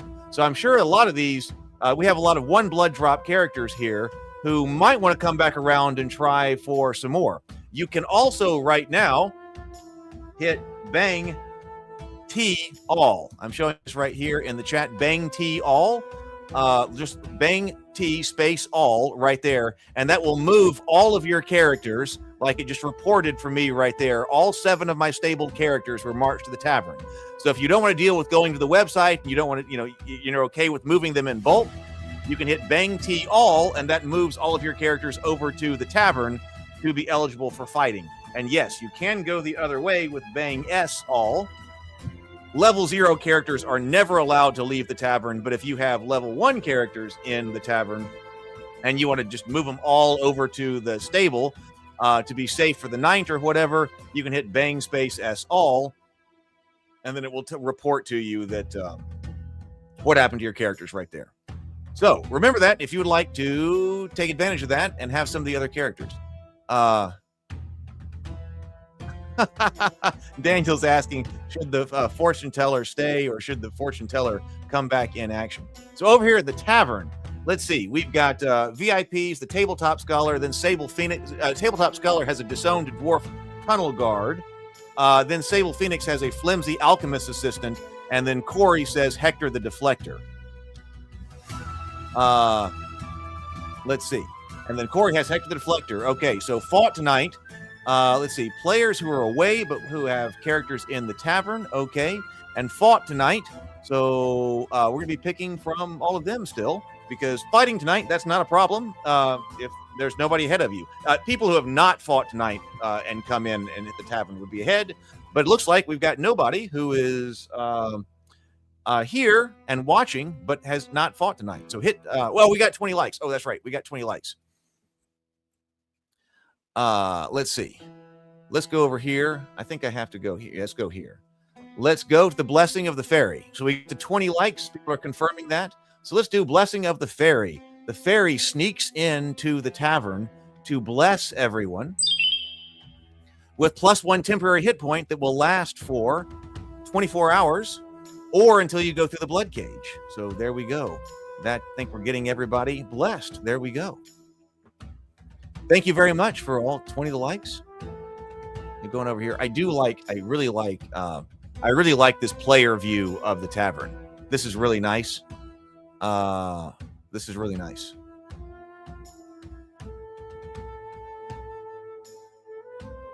Okay, Sable Phoenix says, "Oop, I made an accidental VIP again. There needs to be a way on the website to un-VIP someone." Okay. Yeah, if you make a VIP and it hasn't gone in yet, you should be able to un-VIP it. Okay. Noted. Okay, that's more human stuff to be done and clearing stuff. But yes, that's important. Okay, we'll That's noted. I watch all the streams again. What I was saying, so also, I think I'm seeing much better pathfinding and stuff. There are still some things that I've got to nuke for like the auto playing, but I think it's running much, much better now. I haven't seen errors yet, I don't think, in these 2 cages. I nuked a couple of them today during that, because I also don't want to add the combat commands. Once the combat commands get in here, it's going to get crazy. Once the combat commands get in here, once the combat commands get in, I don't want to introduce them until we're getting all the pathfinding right and things like that. John says, I'm stabling all of my level 1 characters. We'll see if Zorn thins out the level 0s. Okay. Yeah, I think it's running pretty well. So I really, really want to do the combat commands. That's the next major functionality beyond cleaning things up that I want to add. But I think that we have to get the auto run right first. And I think we appear to be getting pretty close. Okay, let's go. Let's go. Let's see. All right, let's draft. Let's draft Nolings. If you're here and you're watching and you're not playing, hit exclamation point spawn. You see that up there? Hit exclamation point spawn. Everybody can have at least 2 characters. So bang spawn in, and you'll get to play in the Bloodcage next time. Hit exclamation point spawn. Okay, let's go. Let's refresh right here. Let's draft the party. Who is in? Corey, Hector the Deflector, you are in. Our rare and well-starred character, fully buffed. Corey is also, or Hector the Deflector is also, what is this? Second in most boss kills. Then we have survived 3 blood cages. This is, Hector the Deflector is a paladin, right? Sable Phoenix, a blundering pilgrim, is in. Tabletop Scholar, a disowned dwarf tunnel guard, in. SKD Fish, Maya Normus Butt. Okay, SKD Fish has Maya Normus Butt. Maya Normus Butt is in. Daniel, a solemn herbalist, is in. Uncommon and ill-starred. Brent, yes, Agragorn. Right there, you are in. Dave, an outcast gnome apprentice. Illusionist, you are in. Mrs. Dave, a resigned cartographer's assistant. John, a battered porter. Let's see. Courtney, a dust-covered antiquarian's assistant. Brad has a bumbling town watchman in. And then Maid of Meat, Sir Lothar the Stubborn, who is ill-starred, is in. And we have some characters who have reasonable chance of survival. The disowned dwarf tunnel guard has 98% chance of survival. Daniel has a 91% chance of survival. Maid of Meat has an 82% chance of survival. Okay, so, but we got 59%, 65. Oh, Mrs. Dave, a resigned cartographer's assistant, has only a 34% chance of survival. 46% on Brad, so less than the coin flip. We got some coin flips in here. All right, we will go in 23 seconds. Oh, yes.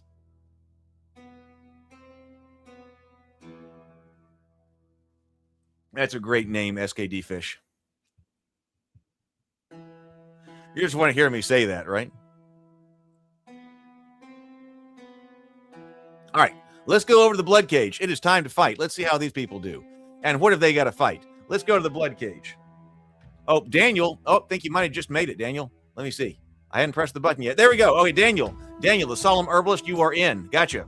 You got it. You got it. All right. Let's go. Solemn herbalist. Got it. All right. Let's open the cage. Here we go. So, in the front row, you will find my enormous butt. SKD Fish. Right there. We are fighting 15 monsters, but there are 3 white apes in there. 15 monsters with 3 white apes. Okay, my enormous butt is first. Turn that off. Then Hector the Deflector, right there by Enormous Butt. Corey. Then disowned tunnel guard, right there. My tabletop scholar. Bumbling town watchman, Brad Henry.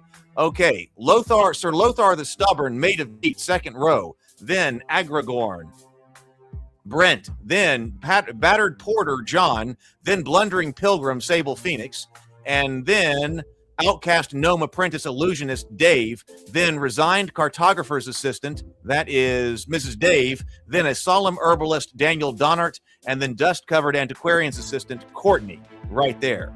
All right, let's see what happens. Here's to everybody who is about to fight.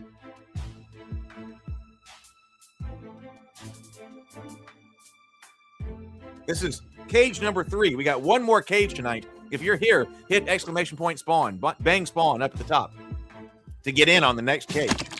Cave Imp, 4 points of damage, a moderate bludgeoning wound. The Cave Imp lets out a final snarl and falls.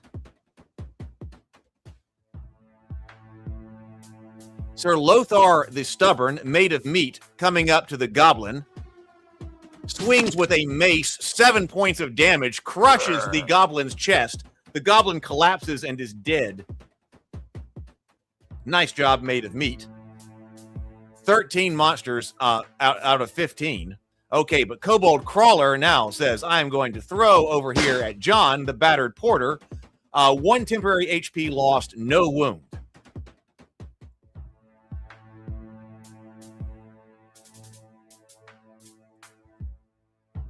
Cave Imp targets Lothar the Stubborn.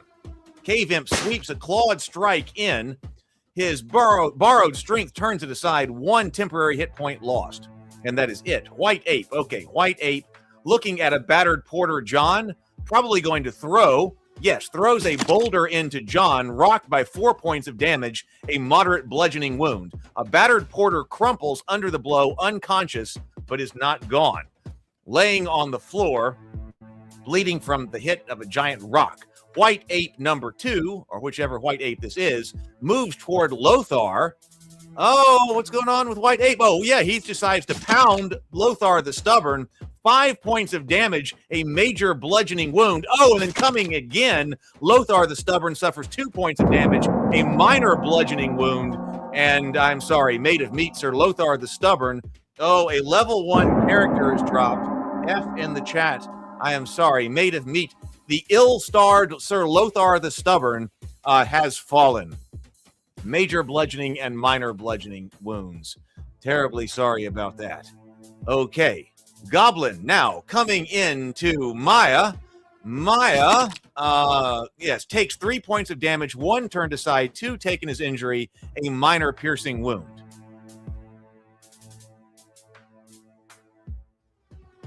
Goblin 2, a bumbling town watchman, takes 4 points of damage, 1 turned aside, 3 taken as injury, and that drops the bumbling town watchman. Uh-oh. We are now down to 9 PCs who are standing. 1 is laying on the floor. Hector the Deflector now comes into this Goblin who got in his face. Critical strike, 9 points of damage to the Goblin, a grievous piercing wound. The Goblin's body goes limp. It is finished.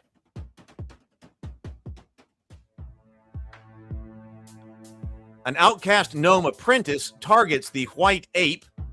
Believes going to cast a spell, perhaps Poison Spray at the White Ape. Underdog coming in with the White Ape with Poison Spray. Poison Spray, rocks the White Ape for 2 points of damage, trying to corrode his lungs, but that just might make him mad right there. But very brave gnome, very brave. White Ape targets Maya. Is he going to be able to throw at Maya? Devastating strike comes in to Maya. 4 points of damage, a moderate bludgeoning wound. Maya is at 2 of 8. 9 PCs to 12 monsters. Agragorn, looking at this Goblin, trying to get him out of Zone 1, shoots light crossbow into him right there. It is kind of hard to miss Maya. Goblin goes down. Zorn readies the archers. A volley is incoming. We are at 9 PCs to 11 monsters. Agragorn moves back. Slimeling, is Slimeling going to be able to get... yes, Slimeling comes up to the Apprentice Gnome Illusionist. Pivots, 1 stamina lost only, Mrs. Dave. Disowned Dwarf Tunnel Guard comes up toward White Ape. This is a powerful character, I believe. The disowned tunnel guard, 7 points of damage to a cave imp, a tremendous slashing wound. Cave imp lets out a final snarl and falls.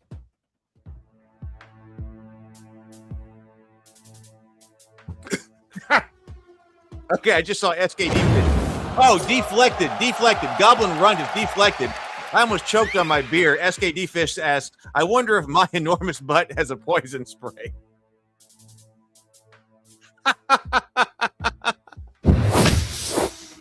Resigned cartographer's assistant comes into the flank of the White Ape. 5 points of damage. The White Ape is still up. Okay, you guys kill me. Zorn holds the archers. Zorn holds the archers.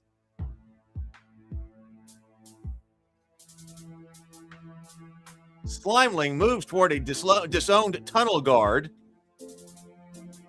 but can't attack right there. Okay, Slimeling comes up into the flank, drives a heavy blow into the tunnel guard.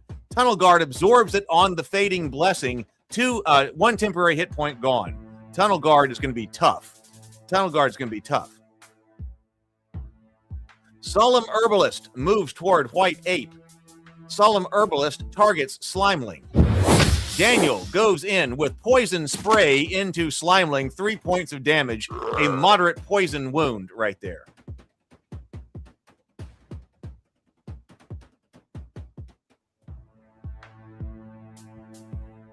Blundering Pilgrim, Sable Phoenix, moves toward White Ape, drives the staff into the White Ape, critical hit, whacks him, I guess, with an iron shod staff, 4 points of damage, a major bludgeoning wound. He drops.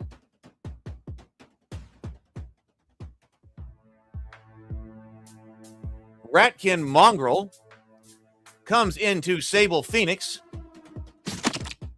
takes 2 points of damage, 1 turned aside and 1 taken as injury. A dust-covered antiquarian's assistant fires at Ratkin Mongrel. Casting Acid Splash, coming in on Ratkin Mongrel's flank. Ratkin Mongrel reels from 3 points of damage, a moderate acid wound. There must be some kind of error, because that's a cleric. And no cleric should have 1 HP. 4 sounds right for a cleric, Sable. Zorn signals to stand by the portcullis. We might have portcullis monsters coming in. We got 9 PCs to 7 monsters. Ratkin Mongrel comes up on Sable Phoenix. A blundering pilgrim right there. A minor piercing wound. My enormous butt by SKD Fish comes into Ratkin Mongrel. Only 2 HP left. 9 points of damage, a grievous slashing wound to Ratkin Mongrel. The Ratkin Mongrel collapses dead. Round 2. White Ape coming down to Sable Phoenix. Blundering Pilgrim rocked for only 1 point of damage, a minor bludgeoning wound. And then also Disowned Tunnel Guard is going to have to take a White Ape fist as well. Ran forward to meet the attack with the shield. Wood splinters, but is still the shield is still holding for right now. Goblin Runt also wants some Tunnel Guard. Deflected, though, right there. Disowned Tunnel Guard slams his shield into the strike. Textbook deflection. Dust-covered antiquarian's assistant looking down there at this White Ape that's at the bottom of the Bloodcage. Dust-covered antiquarian's assistant shoots Acid Splash coming in on the White Ape's flank. White Ape takes 3 points of damage, moderate acid wound. This is the toughest dwarf I've seen in the cage so far, Tabletop Scholar says. This is the premier dwarf. The premier dwarf to roll. The Tunnel Guard is the best dwarf you can roll at level 0. Acid Splash coming in to the White Ape. The Tunnel Guard is basically the pinnacle of, well, the characters like behind the Barbarian as far as physicality goes. Portcullis, Gore Strider, and Child. Okay. Ratkin Gore Child coming in retargets to Agragorn right there. 5 points of damage, 1 turned aside, 4 taken as injury.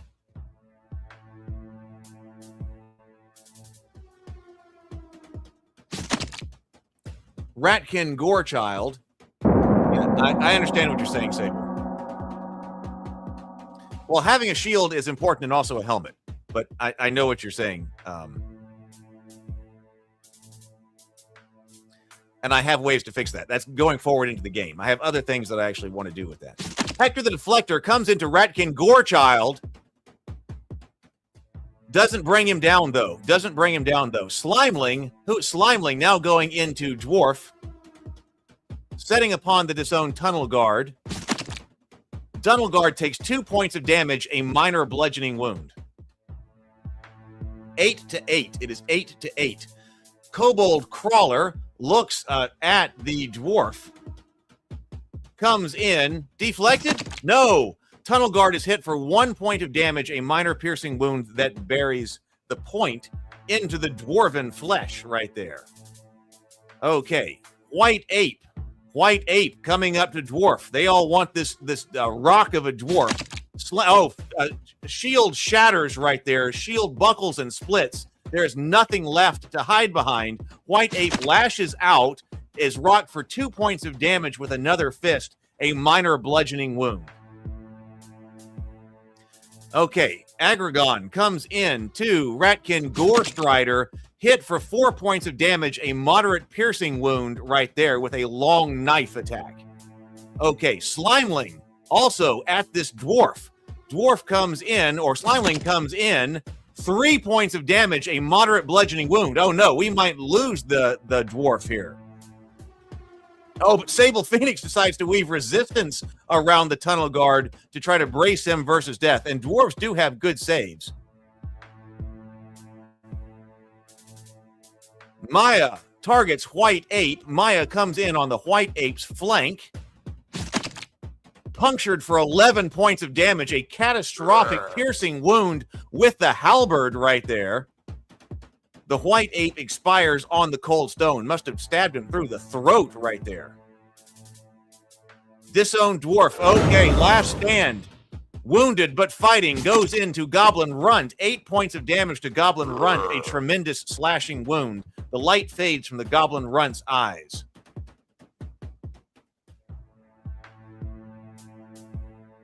Solemn Herbalist comes into Ratkin Gorechild. Ratkin Gorechild, okay, goes down with acid spray, a minor poison wound, but that is enough, plenty, to take down the Ratkin Gorechild. We are now 8 PCs to 5 monsters. We still have the Gorestrider up and also the Ape. Outcast Gnome Apprentice wants to go to Gorestrider. Coming up, Underdog into the Ratkin Gorestrider's flank with a staff. The gnome's staff. Critical strike. The opening is punished. Ratkin Gorestrider takes 5 points of damage, a major bludgeoning wound.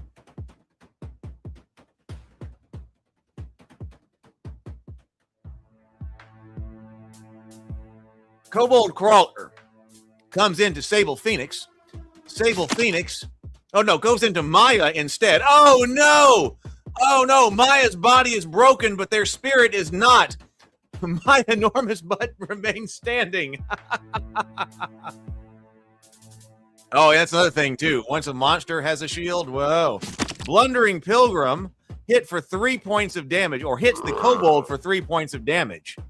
Will Maya be able to get out? 7 PCs to 3 monsters.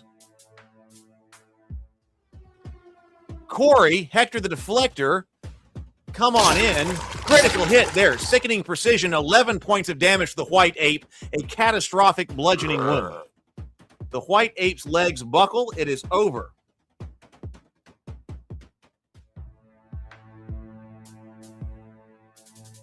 Maya can't do anything. Disowned Dwarf targets Slimeling. Last stand. 1 hit point remaining only. Tunnel Guard delivers with a hand axe into Slimeling. Drops the Slimeling with a hand axe. Tunnel Guard hails 3 in a row and is fell-handed. He is wounded badly, but he is still fighting. Let's see. Dust-covered antiquarians. Only one monster left. Can Corey come up and take out this Slimeling? Courtney, rather. Courtney, only 1 point of damage on the Slimeling. What's the Slimeling going to do if the Slimeling's turn gets drawn? Oh, let's see. Aggregon goes for a dance in zone 1 and then comes up behind us, and it is oh no, he shoots. He can't. Oh, he moved too far to shoot. Dust-covered antiquarian's assistant comes in to take through. Oh, the Slimeling goes to Courtney. The Slimeling goes to Courtney. Solemn Herbalist comes up, targets the Slimeling. Poison spray. Slimeling suffers 3 points of damage, moderate poison wound.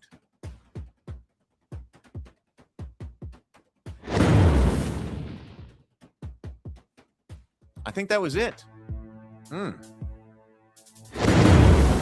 Victory, 11 XP each. 9 survivors share the spoils. This just they don't. You're talking about slow, or you're talking about just the fact that the Slimelings don't have many movement points. Let's go to the winch room. Turn the winch. And deploy Goblin Medics. Yeah, Maya got out. Maya got out. I think it's the first time we've ever gotten a staggered character out. SKD fit. Oh, yes, and Maya gets some help from the Goblins, too. Nothing going on there. Let's see who gets promoted. Okay, Dave gets level 1 Gnome. The Fairy's Blessing, wounds washed away, spells are restored. Dust-covered antiquarian's assistant mage, Courtney.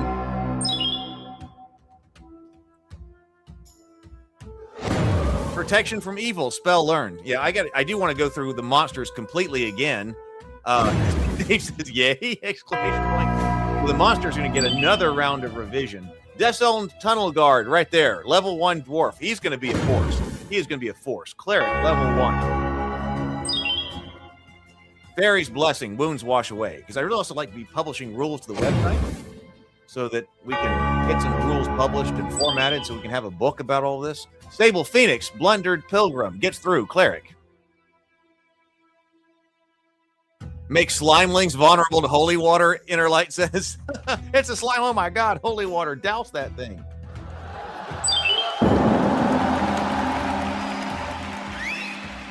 All right, let's come back around.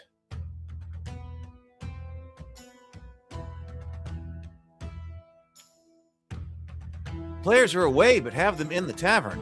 1, 2, 3, 4, 5, 6, 7, 8, 9, 10. I also think that our draft, I think, is also working much better now. If you are watching and you have not played yet, especially if you have never created a character, hit ! Spawn, because you will be guaranteed to get into the next fight, because everybody here who is present and here on the stream has already fought. So if you are new here and you haven't played before, you haven't created a character, hit ! Spawn, and then you'll have a character made immediately for you, and you'll go into the last Bloodcage of the night. So you should definitely do that, because you haven't fought. You will be ahead of those who have fought. So definitely do that. Do that. I am going to grab, I'm going to leave this right here so you can see this. I'm going to grab a little bit more beer, and then we'll fight in our 4th Bloodcage, then we'll go to the leaderboard. There we go. All right. Just one moment. Bang spawn in if you're new.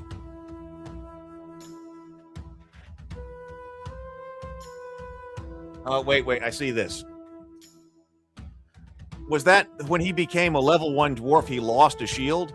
That it wouldn't be a loss because of leveling up. No, it would not be leveling up into a dwarf. No, it wouldn't be from leveling up. You're talking about the Tunnel Guard. Was that the Tunnel Guard? He lost a shield because that was broken in combat. Wasn't it broken in combat, I believe? It's not lost just because you leveled up. No.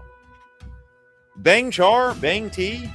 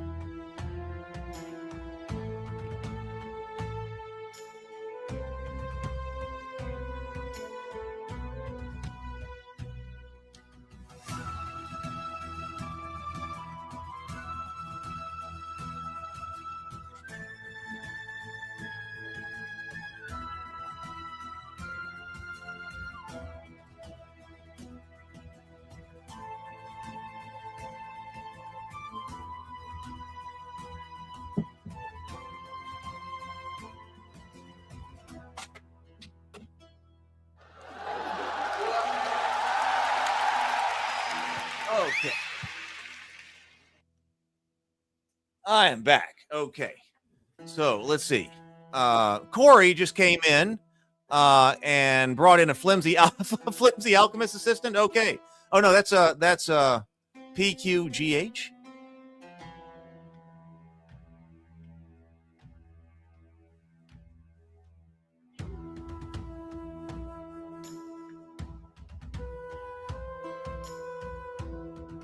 Wait, what just happened? Did I miss something?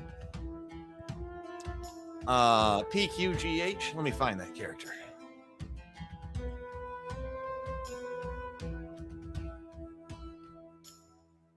Hector the Deflector. Oh, Hector the Deflector. Okay. Hector the Deflector. Oh, you want Hector the Deflector? We should remember PQGH. Right there. Okay, so there we go. Did we come back? There we go. Okay, all right. So Hector the Deflector is back. Hector the Deflector is back around. Okay. But wait a minute. So why didn't hopefully characters that gain wealth can buy back items in time? Yeah, I've got to be able to I want to get a shop going. What is going on with all my music? But the shop, I mean, that's further expansion because yes, obviously you need to be able to buy things. Why did Corey's super chat not come through correctly? Definitely should have. So I'm fixing that right now. And we'll investigate why. Hector the Deflector. There we go. Oh, that's interesting. Okay, so I did make it so that if you super chat and you specify somebody that they come back around, but that could have been the error. That could have been the error. Maybe they didn't pick up the buffs that time. So I'm glad I can still do it manually. Okay, all right, but I think we got it taken care of. All right. Anything else I need to say? We're done here for tonight. Okay. Well, let's go, people. Let's see who drafts. Let's fight. Final cage of the evening. Final cage of the evening. Let's draft the party. Sable, flimsy alchemist assistant, is in. Corey, Hector the Deflector, rare and well-starred, is in. Daniel, a rumpled fortune teller, is in. Dave, a mended temple initiate, is in. Mrs. Dave, a cornered gnome apprentice illusionist. Brent, Hamish McStuffin, is in. Okay, Hamish McStuffin is in. Courtney, a sun-bleached cartographer's assistant. John, a misguided smuggler. Tabletop scholar, a raw town watchman. Brad, I almost went someplace I decided not to go. Okay, Brad, Chicken Little. Brad has Chicken Little in here. The Great Power, an oblivious friar. And then Tomocrat has a bloodshot squire who is well-starred. Top 12% of all ability scores. So looking like, let's see, we got, oh man, this party may dominate. We'll just have to see what Zorn sends against them because this party may dominate because there are 6 level 0 characters in here and 6 level 1 characters. So average HP of 5, total HP of 54. So this is a pretty tough party. This is a pretty tough party right here. Let's see. So this one may dominate the Bloodcage. We still got to get the blood. We got to get the. So yeah, we might have to bump up the Bloodcage even more when we've got so many level 1 characters in there. I'm really looking forward also to getting the Blood Well going. That the Blood Well will be something for level 1 characters specifically to do. Dave goes in for. Let's see, the Mended Temple Initiate. Thank you very much, Dave. Dave goes in for the Mended Temple Initiate. A Mended Temple Initiate right there. Oh, man, Dave. Oh, I didn't notice that. Dave, one. Hey, Dave, this character really needs a name. I also want another way to name characters. You can name characters who have reached level 1 on the website, zornsdungeon.com, or you can hit bang name space dog tag space new name in the chat, and it'll rename them. But some people I've noticed would want a random name generator or something, and they'll do a random name generator and put that in on the website. But I actually think that, hey, if you need to create a name or something like that, I need to be able to bang name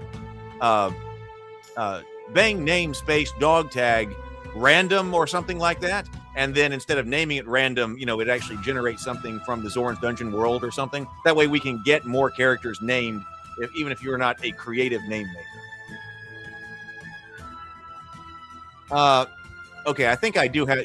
I remember you mentioned that before, Sable Phoenix, and I have not gotten back around to that because it's wrong. Well, yeah, but you're right. I think you're right that the math is like that right now, but that may need to change. Yeah, that needs to change, I think. It looks like that was something that was left from before, and I changed numbers, and I didn't get the numbers changed everywhere. So, okay, no, that's creative enough. That's creative enough. I'm just talking about if you're like, hey, what am I supposed to name my character? No, of course, Maya is fine. Okay, let's play. Let's go to the Bloodcage. Final Bloodcage of the night.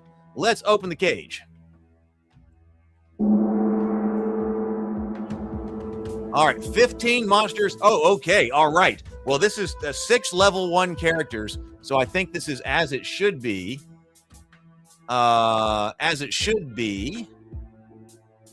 With 6 level 1 characters, 3 apes. Now, I'm not saying that there's actually, it's not calculating, how many level 1 characters or whatever, but it seems like Zorn got it right here. We've got lots of goblins, a fair number of cave imps. Yeah, short gremlins anyway, and 3 white apes. Okay, so there you go.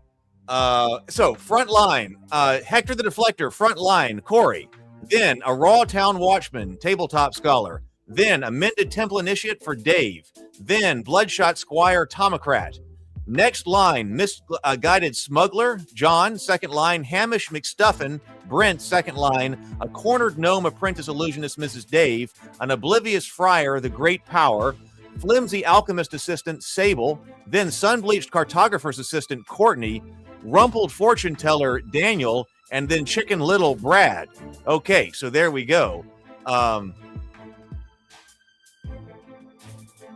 lots of casters. We do have lots of casters. So, all right, let's go. Let's see what happens. I don't know about that, Dave. Goblin targets a Raw Town Watchman first. Goblin, the hit lands true, swallowed by the protective ward. Raw Town Watchman unhurt. Great power goes to weave resistance around the Mended Temple Initiate. Okay, I mean, he is our major hero right now. So, all right, buffs him right there. Maybe we can get him out alive. Sun-Bleached Cartographer's Assistant goes all the way to trying to reach out and touch a giant white ape, looking over all the short goblins and so forth. Oh, brutal critical. Oh my God. 9 points of damage to the white ape. A grievous fire wound. Whoa, what a way to start that off. Courtney, a Sun-Bleached Cartographer's Assistant, reaches out and drops that white ape right off. Brent now comes up to the goblin, but can't get anything going on the goblin. Okay, so Hector the Deflector comes up to goblin number 3, takes 2 points of damage, a minor bludgeoning wound, but is unable to drop the goblin. Cave Imp now looking at Mended Temple Initiate coming into Dave. Cave Imp targets Bloodshot Squire. Tomocrat deflected right there. Deflected. The Bloodshot Squire braces behind the shield and turns the blow. White Ape targets a Raw Town Watchman. Going to throw over the head of this short little goblin into the tabletop scholar. 1 point of damage, a minor bludgeoning wound. Cave Imp now. Cave Imp targets Bloodshot Squire. Cave Imp 2 sweeps, deflected. Tomocrat deflected. Meeting the blow, the talons of the Cave Imp. Nothing going there. Okay, Gnome Apprentice looking at Cave Imp. Goes to gas him. Poison spray, 1 point of damage, a minor poison wound against the Cave Imp. And Gnome backs up. Mrs. Dave gets out of here. Says no way. Okay, Cave Imp also now coming up to Mended Temple Initiate and deflected right there. Mended Temple Initiate drives his shield into the angle of the strike and nothing gets through. Goblin. Goblin targets a Sun-Bleached Cartographer. Goblin lunges at Sun-Bleached Cartographer's Assistant, takes 3 points of damage, 1 turned aside, 2 taken as injury, a minor piercing wound. Not all characters can use shields, by the way. So you're like, hey, always give your character a shield. Not all characters can use shields. This is old school style role playing, so only certain characters are even allowed to use shields. Goblin comes up to Sunbleached Cartographer's Assistant. Oh, 3 points of damage, a moderate piercing wound. Courtney's Sunbleached Cartographer's Assistant drops.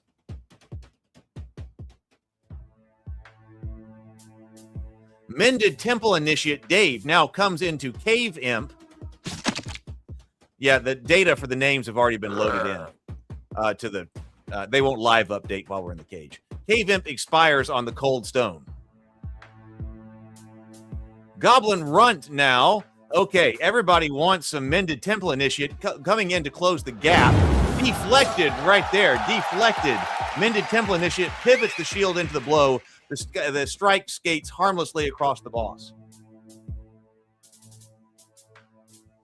Bloodshot Squire. Cave Imp is rocked by 3 points of damage, a moderate piercing wound. Light fades from the Cave Imp's eyes. Flimsy Alchemist Assistant. This is Sable Phoenix. Also wants some White Ape. Oh, retargets to Goblin instead with Acid Splash. Moderate acid wound to take down the Goblin instead. No, actually, I think he threw a vial of acid. I think you actually threw a vial of acid. I don't have the sprites in for the grenade-like things. I think you may have thrown a vial of acid.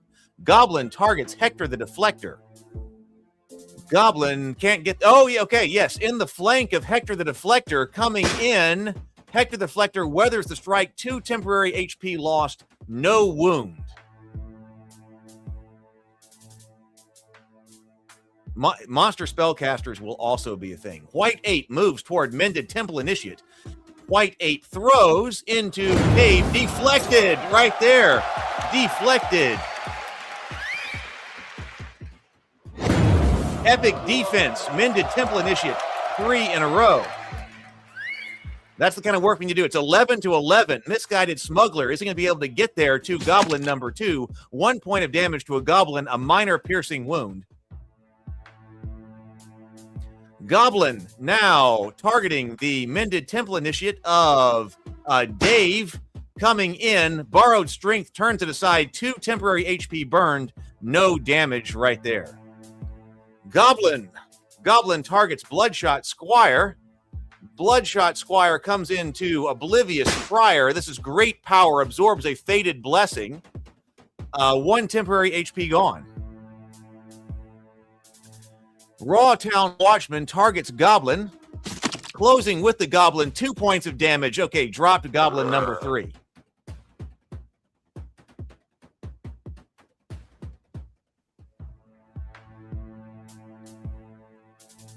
Chicken Little. Okay, Chicken Little's up. Chicken Little Brad comes up, casting against Goblin number 4. 2 points of damage, minor fire wound.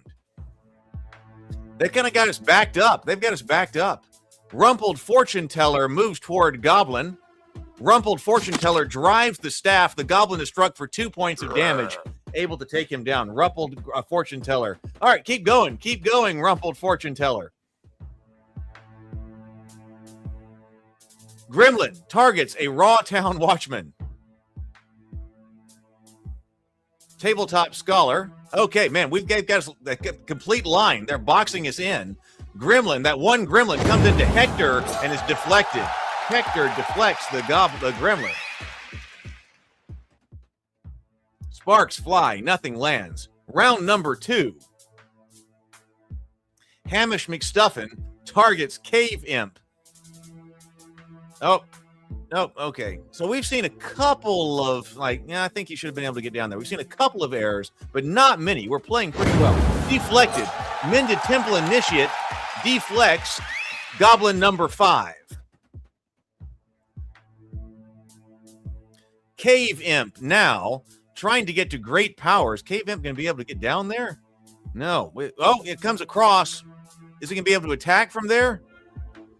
Yes. Okay. Cave Imp comes in too. Tomocrat comes in on Bloodshot Squire's flank. 1 temporary hit point spent. No wound. Great power weaves resistance around Bloodshot Squire into Tomocrat. Oblivious Friar comes into White Ape, or wants some White Ape. No, White Ape moves toward Oblivious Friar. Can't get there. Blocked, can't get there. Cave Imp deflected by Tomocrat.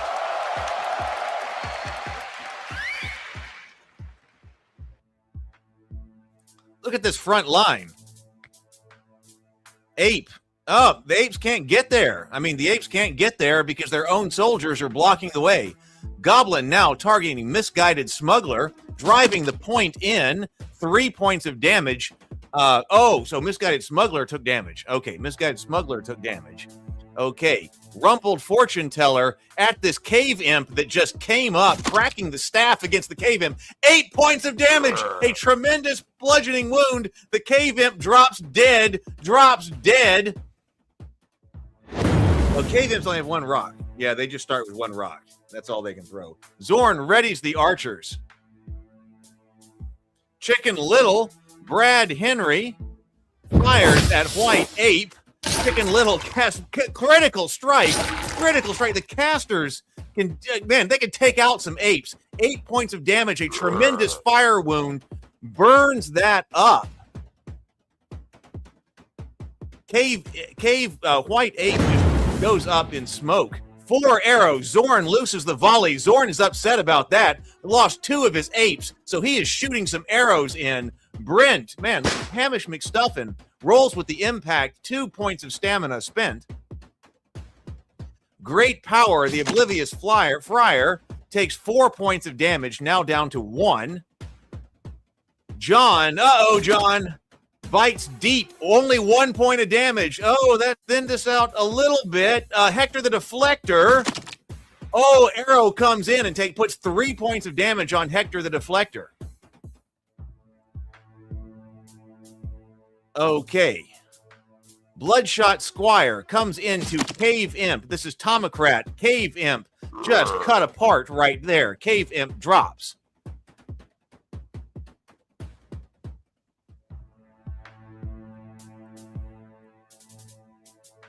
Goblin targets Hector the Deflector.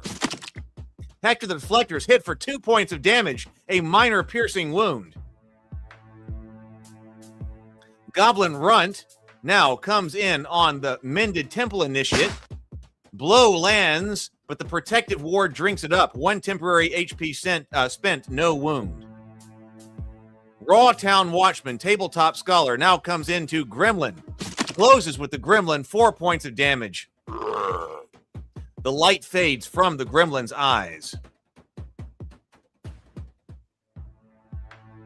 We're getting close to the portcullis release. Named Temple Initiate weaves resistance around the Friar, who only has 1 hit point. Cornered Gnome Apprentice Illusionist targets White Ape. Come on. The cornered gnome is actually coming. Is actually cornered. The cornered gnome is cornered. Okay. Mrs. Dave shoots 2 points of poison spray into Goblin number 2. Yeah, portcullis. Ratkin Abomination with 2 Ratkin Gore children. And they are right, man. We are pressed right up against them. Ratkin Abomination comes into Brent. Critical expert precision. Hamish McStuffin takes 10 points of damage. 2 turned aside, 8 taken his injury, and he drops. There we oh no. Yes, Sable called it. We have lost Hamish McStuffin, a level 1 halfling of Brent right there. He has fallen. 8-point tremendous slashing wound from the Ratkin Abomination. F in the chat for Hamish. F in the chat for Hamish. Now, Ratkin Gorechild comes up on Mrs. Dave's Apprentice Illusionist. 5 points of damage, 1 turned aside, 4 taken as injury. Moderate wound right there. That drops her, but she's still alive and bleeding on the floor. But alive but unconscious. Ratkin Gorechild targets a Raw Town Watchman. This is Tabletop Scholar. Slashed for 3 points of damage, a moderate slashing wound. Also drops, but passes the death save. Drops, but passes the death save. Hector the Deflector. Now, Goblin wants to just cut this Goblin apart. 2 points of damage. Not enough. Not enough. A minor piercing wound. We were 8 PCs to 7 monsters. 8 to 7.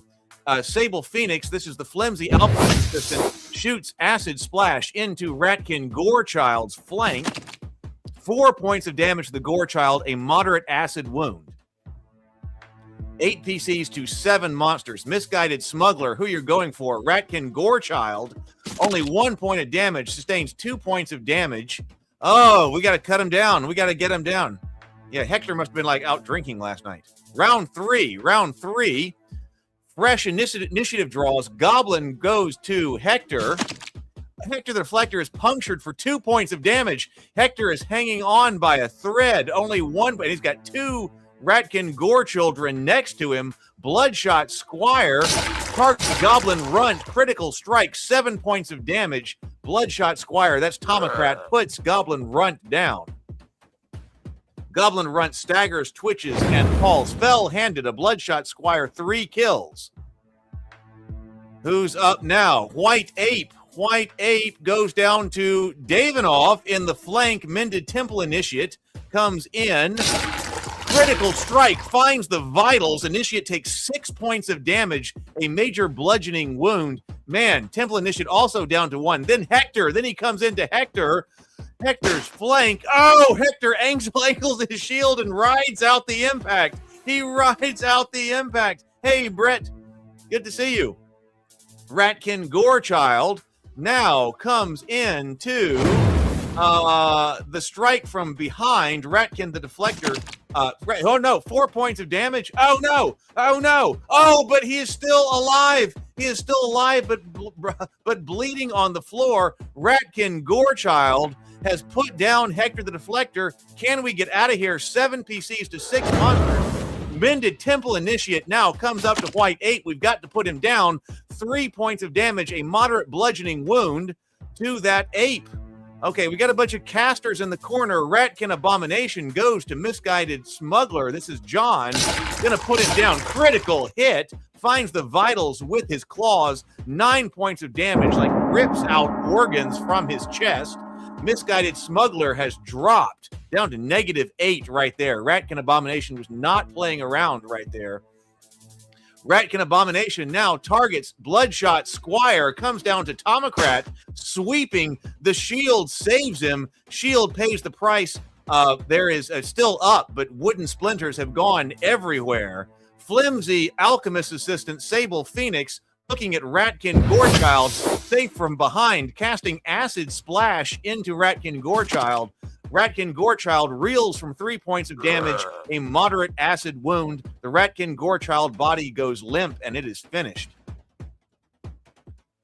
Whoa, 6 PCs to 5 monsters. Rumpled Fortune Tellers drawing next. Want some Goblin. Comes in on the Goblin's flank. 6 points of damage. 6 points of damage with the staff from the Fortune Teller. There we go. Faded light goes from the Goblin's eyes. Fell-handed. Fell-handed. That's it. The Fortune Teller is fell-handed. The Fortune Teller is fell-handed. How epic is that? Chicken Little comes up to White Ape. 1 point of damage. Minor fire wound. Didn't bring it down. The casters are trying to do what they can from the back. Let's see. Oblivious Friar, great power, looking at Ratkin Gorechild. Last stand. Hey, thank you so much, Brent. Ratkin Gorechild is slammed for 3 points of damage, a moderate bludgeoning wound. Happy Friday is right. Write it down. Good job. Great power. Ratkin Gorechild has dropped. Round number 4. We are going into round number 4. Who's going to draw first? Goblin draws first. 6 PCs to 3 monsters. Coming up to great power, an Oblivious Friar. 4 points of damage, moderate piercing wound.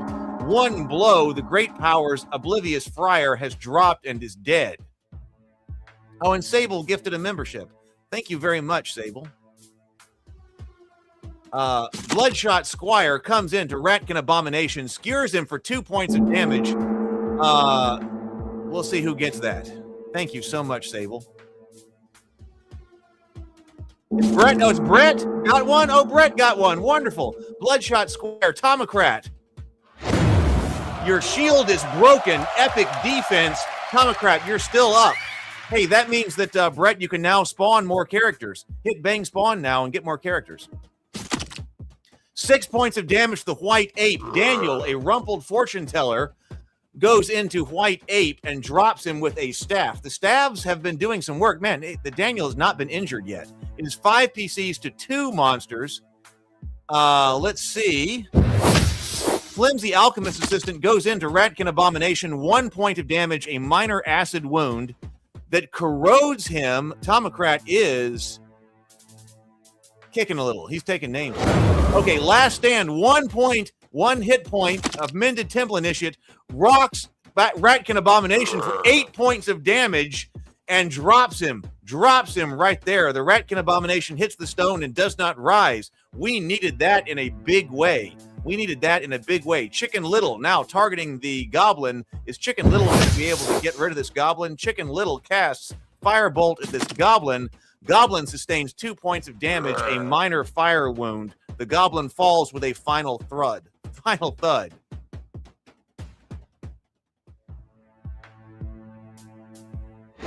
Five PCs walk out alive. 3 are hauled out unconscious. The crowd roars for all of the living.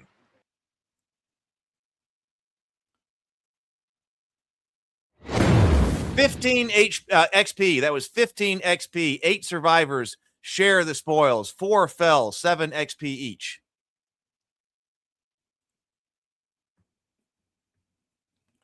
Let's go to the winch room. Great powers. Do you have 9 characters? Is that what you're wondering? The winch room. They might be in the stable.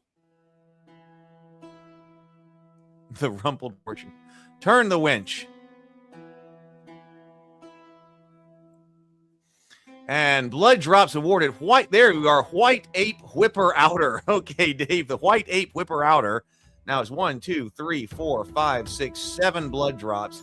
Hector the Deflector is 1, 2, 3, 4, 5. But man, he's going to be out of action for a while unless the goblins can do a lot of work right here for him. Let's deploy the goblin medics. Hit Bang Char to find out. Hector the Deflector, nothing going. Hector the Deflector, nothing going. Nothing going. Oh, a little bit. Only a little bit of help for Hector. Hector's going to be out of action for a while. Promotions. Raw Town Watchman, Tabletop Scholar gets a fighter.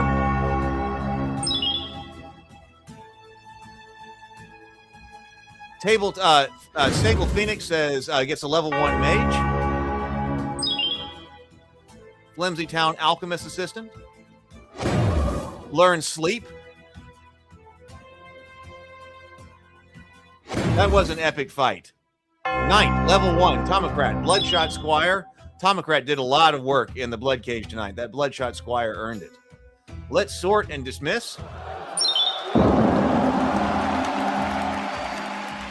Okay, let's take a look at what's going on. The Deflector, Hector the Deflector. Oh, Hector the Deflector is back around it. Yeah, back around. Patience and Recovery, 35 in the infirmary. But if you go on zornsdungeon.com, you should now be able to see your recovery time on the website. The stable, we got 260 resting in the stable. Let's go to the leaderboards. What's changed? Most kills. Okay, the Chosen One still has 21 kills. But Sir Linos has got 4 kills tonight, so moved up 2 points to number 3. So Sir Linos is number 3 in boss kills. Okay. Tabletop Scholar, Sable Phoenix, Access Your Inner Light, top 3 in the top 25. White Ape Whipper Outer killed 2 tonight to move up 3 slots to number 7. Hector the Deflector got 2 kills to move up into slot number 8 tonight. The Defiant Torchbearer got 3 kills tonight, moved up 9 slots to number 11. And the Nameless Mountebank of Mrs. Dave got 6 kills and is now, or I'm not sure how many got kills tonight, but enough to be new on the top 25 leaderboard. Linos, yeah, you're right. Linos displaced Boars. Boars has 17 kills. I do want to change this up because Like, what should actually happen here is that this is the top 25, but there's no reason for Boars to be 4 and Sir Lenos to be 3 when they're both 17. So this needs to, to me, this needs to read as tied for third place. Boars and Sir Lenos are tied for third place. You can only have 25 total characters on the leaderboard because it's the top 25, but you have people who are tied for third place, and then you wouldn't have a fourth place and you'd have fifth place. That's the way this needs to read to me. I just haven't had time to fix that. Cage MVPs. Okay, so we had an MVP added tonight. Who was it that was added tonight? It was one of Courtney's characters.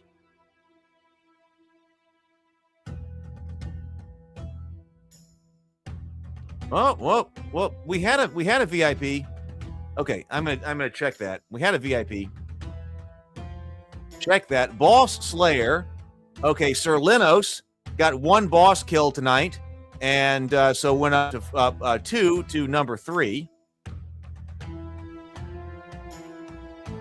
It's by most recent. Yeah, I think it is sorting by most recent. It should stay as it is because otherwise you'd have leaderboards that have like 10 characters in third place. Yeah. So the ranking needs a little bit of work. But it's still the top 25. White Ape Whipper Outer. What am I looking at? Boss Slayer? Yeah, that's a lot. 1, 2, 3, 4, 5, 6, 7 blood drops. Okay, Solemn Herbalist, new with 2 blood drops. Chicken Little, 2, and then Humongous, 2, right there. Damage Dealer. Let's see. Sir Lenos did 23 points of damage tonight to take the 3rd slot. So it's number 3. 111 total points of damage across his entire career. Hector the Deflector got 28 points of damage, going up to 94 total. Thank you very much, Brad. Brad says, nice work on the game system, working well. Thank you very much. Yes, I have worked quite hard on it. And there's still a lot more work to do. One day, there are going to be sitting books over there on my bookshelf. I'm going to be very proud about it. White Ape Whipper Outer did 21 points of damage, has done 85 total in the career. Defiant Torchbearer plus 18 tonight, sitting at number 12, 64 points of damage. Sponge Nicely has done 45 points of damage and has taken the 20th slot right there. Most Bruised, we know Kilbo is down. Renee, Chosen One, anybody else? White Ape Whipper Outer has taken 17 points of damage and is now number 12 on our Most Bruised. A Whitley Blacksmith's Apprentice, 15. People taking damage and living. Biggest hit. Let's see. Who is new on our biggest hit? The biggest hits that we have ever seen. We've seen 2 people do 20 points of damage in a single hit.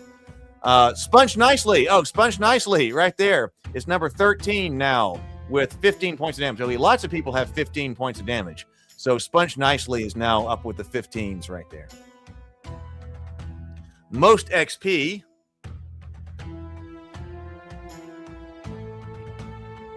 Most XP. Boar still has 173 XP. Who is new on this screen? Okay, Mo Zizlak. Mo Sislak, I think Mo Sislak. I think that was just the White Ape Whippersnapper, right? The White Ape Whippersnapper. I believe that was just renamed. 15 points of damage, plus 15. What is this? XP plus 15 XP. Came up to 80. You gotta have at least 60. Wealthiest. Let's skip that because we're not handing out money yet. Let's see. Most blood drops. Mo Sislak. It's now number 3. 1, 2, 3, 4, 5, 6, 7. Has joined the 7 club. Has joined the 7. There are 2 7s, 6s, and Sir Lenos has joined with 6. 5. Hector the Deflector comes up on the board with 5 now. Defiant Torchbearer has 4. Cornered Gnome Illusionist, new on the board with 3. Best Defense, Mo Sislak comes up, the former White Ape Whippersnapper. 15 total defenses, perfect defenses, got 4 tonight, So moved up 1 to now number 2. Sir Victor Argyle right behind him. Then the Chosen One. Hector the Deflector is sitting at 10. Sir Limos is now on the board with 6. Bloodshot Squire on the board with 5. A disowned dwarf tunnel guard rather, is on the board with 4. Glad that dwarf got through. We have not seen many tunnel guards. Best defense, that was it. Okay, show wrap up. So we did 70. There were 72 kills tonight. 15 characters fell. There was one. That's still not right. There's one case. I stay after that. I didn't get to those kinds of things because I was working on other things for the show. 457 points of damage tonight. And here are all of our fallen right here. It's time to pour one out.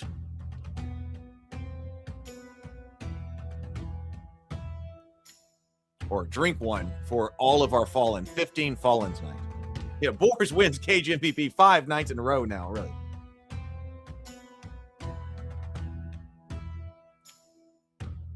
Warriors rumpled. Most kills tonight. Rumpled Fortune Teller by Daniel got 6 kills. You are our most kills tonight. Let's see. Sir Linos, access your inner light, +4. Sponge Nicely, +4. Landless Temple Initiate got 4 kills. Solemn Herbalist got 3.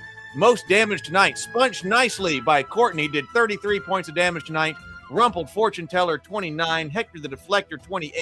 Sir Linos, 23. A Landless Temple Initiate, 22. And blow of the night goes to Sponge Nicely. 15 points of damage, a critical hit with an arming sword to Slimeling number 1. Slimeling number 1 was out of there. Sponge Nicely did that.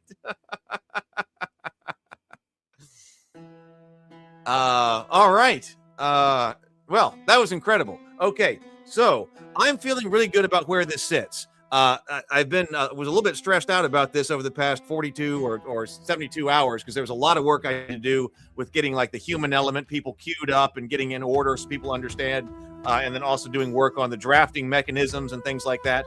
But this was, I think this ran very well. I'm very happy with all of that. And I'm pretty happy with the way the cages ran too. I saw like only a couple of errors or that I want to look at to see if they were errors. So I'm going to do that. And there were some other things to do, but it seems like right now we're doing some cleanup right now. It seemed to be running pretty well. And then hopefully I'll be able to actually get back to game development and start extending the game like this weekend. This is Friday night, I believe. Yes. Okay. So there's no game on Saturday or Sunday. No game Saturday or Sunday. Our next game will be Monday night. Thank you all very much for being here. Thank you very much for the super chats, everyone. Have a fantastic weekend. Hopefully you get to go to the physical gaming table, play lots of games, enjoy yourself, go forth, be creative, and be constructive. Fantastic hanging out with you tonight. Thank you so much for being here, everybody. Talk to you later. Bye.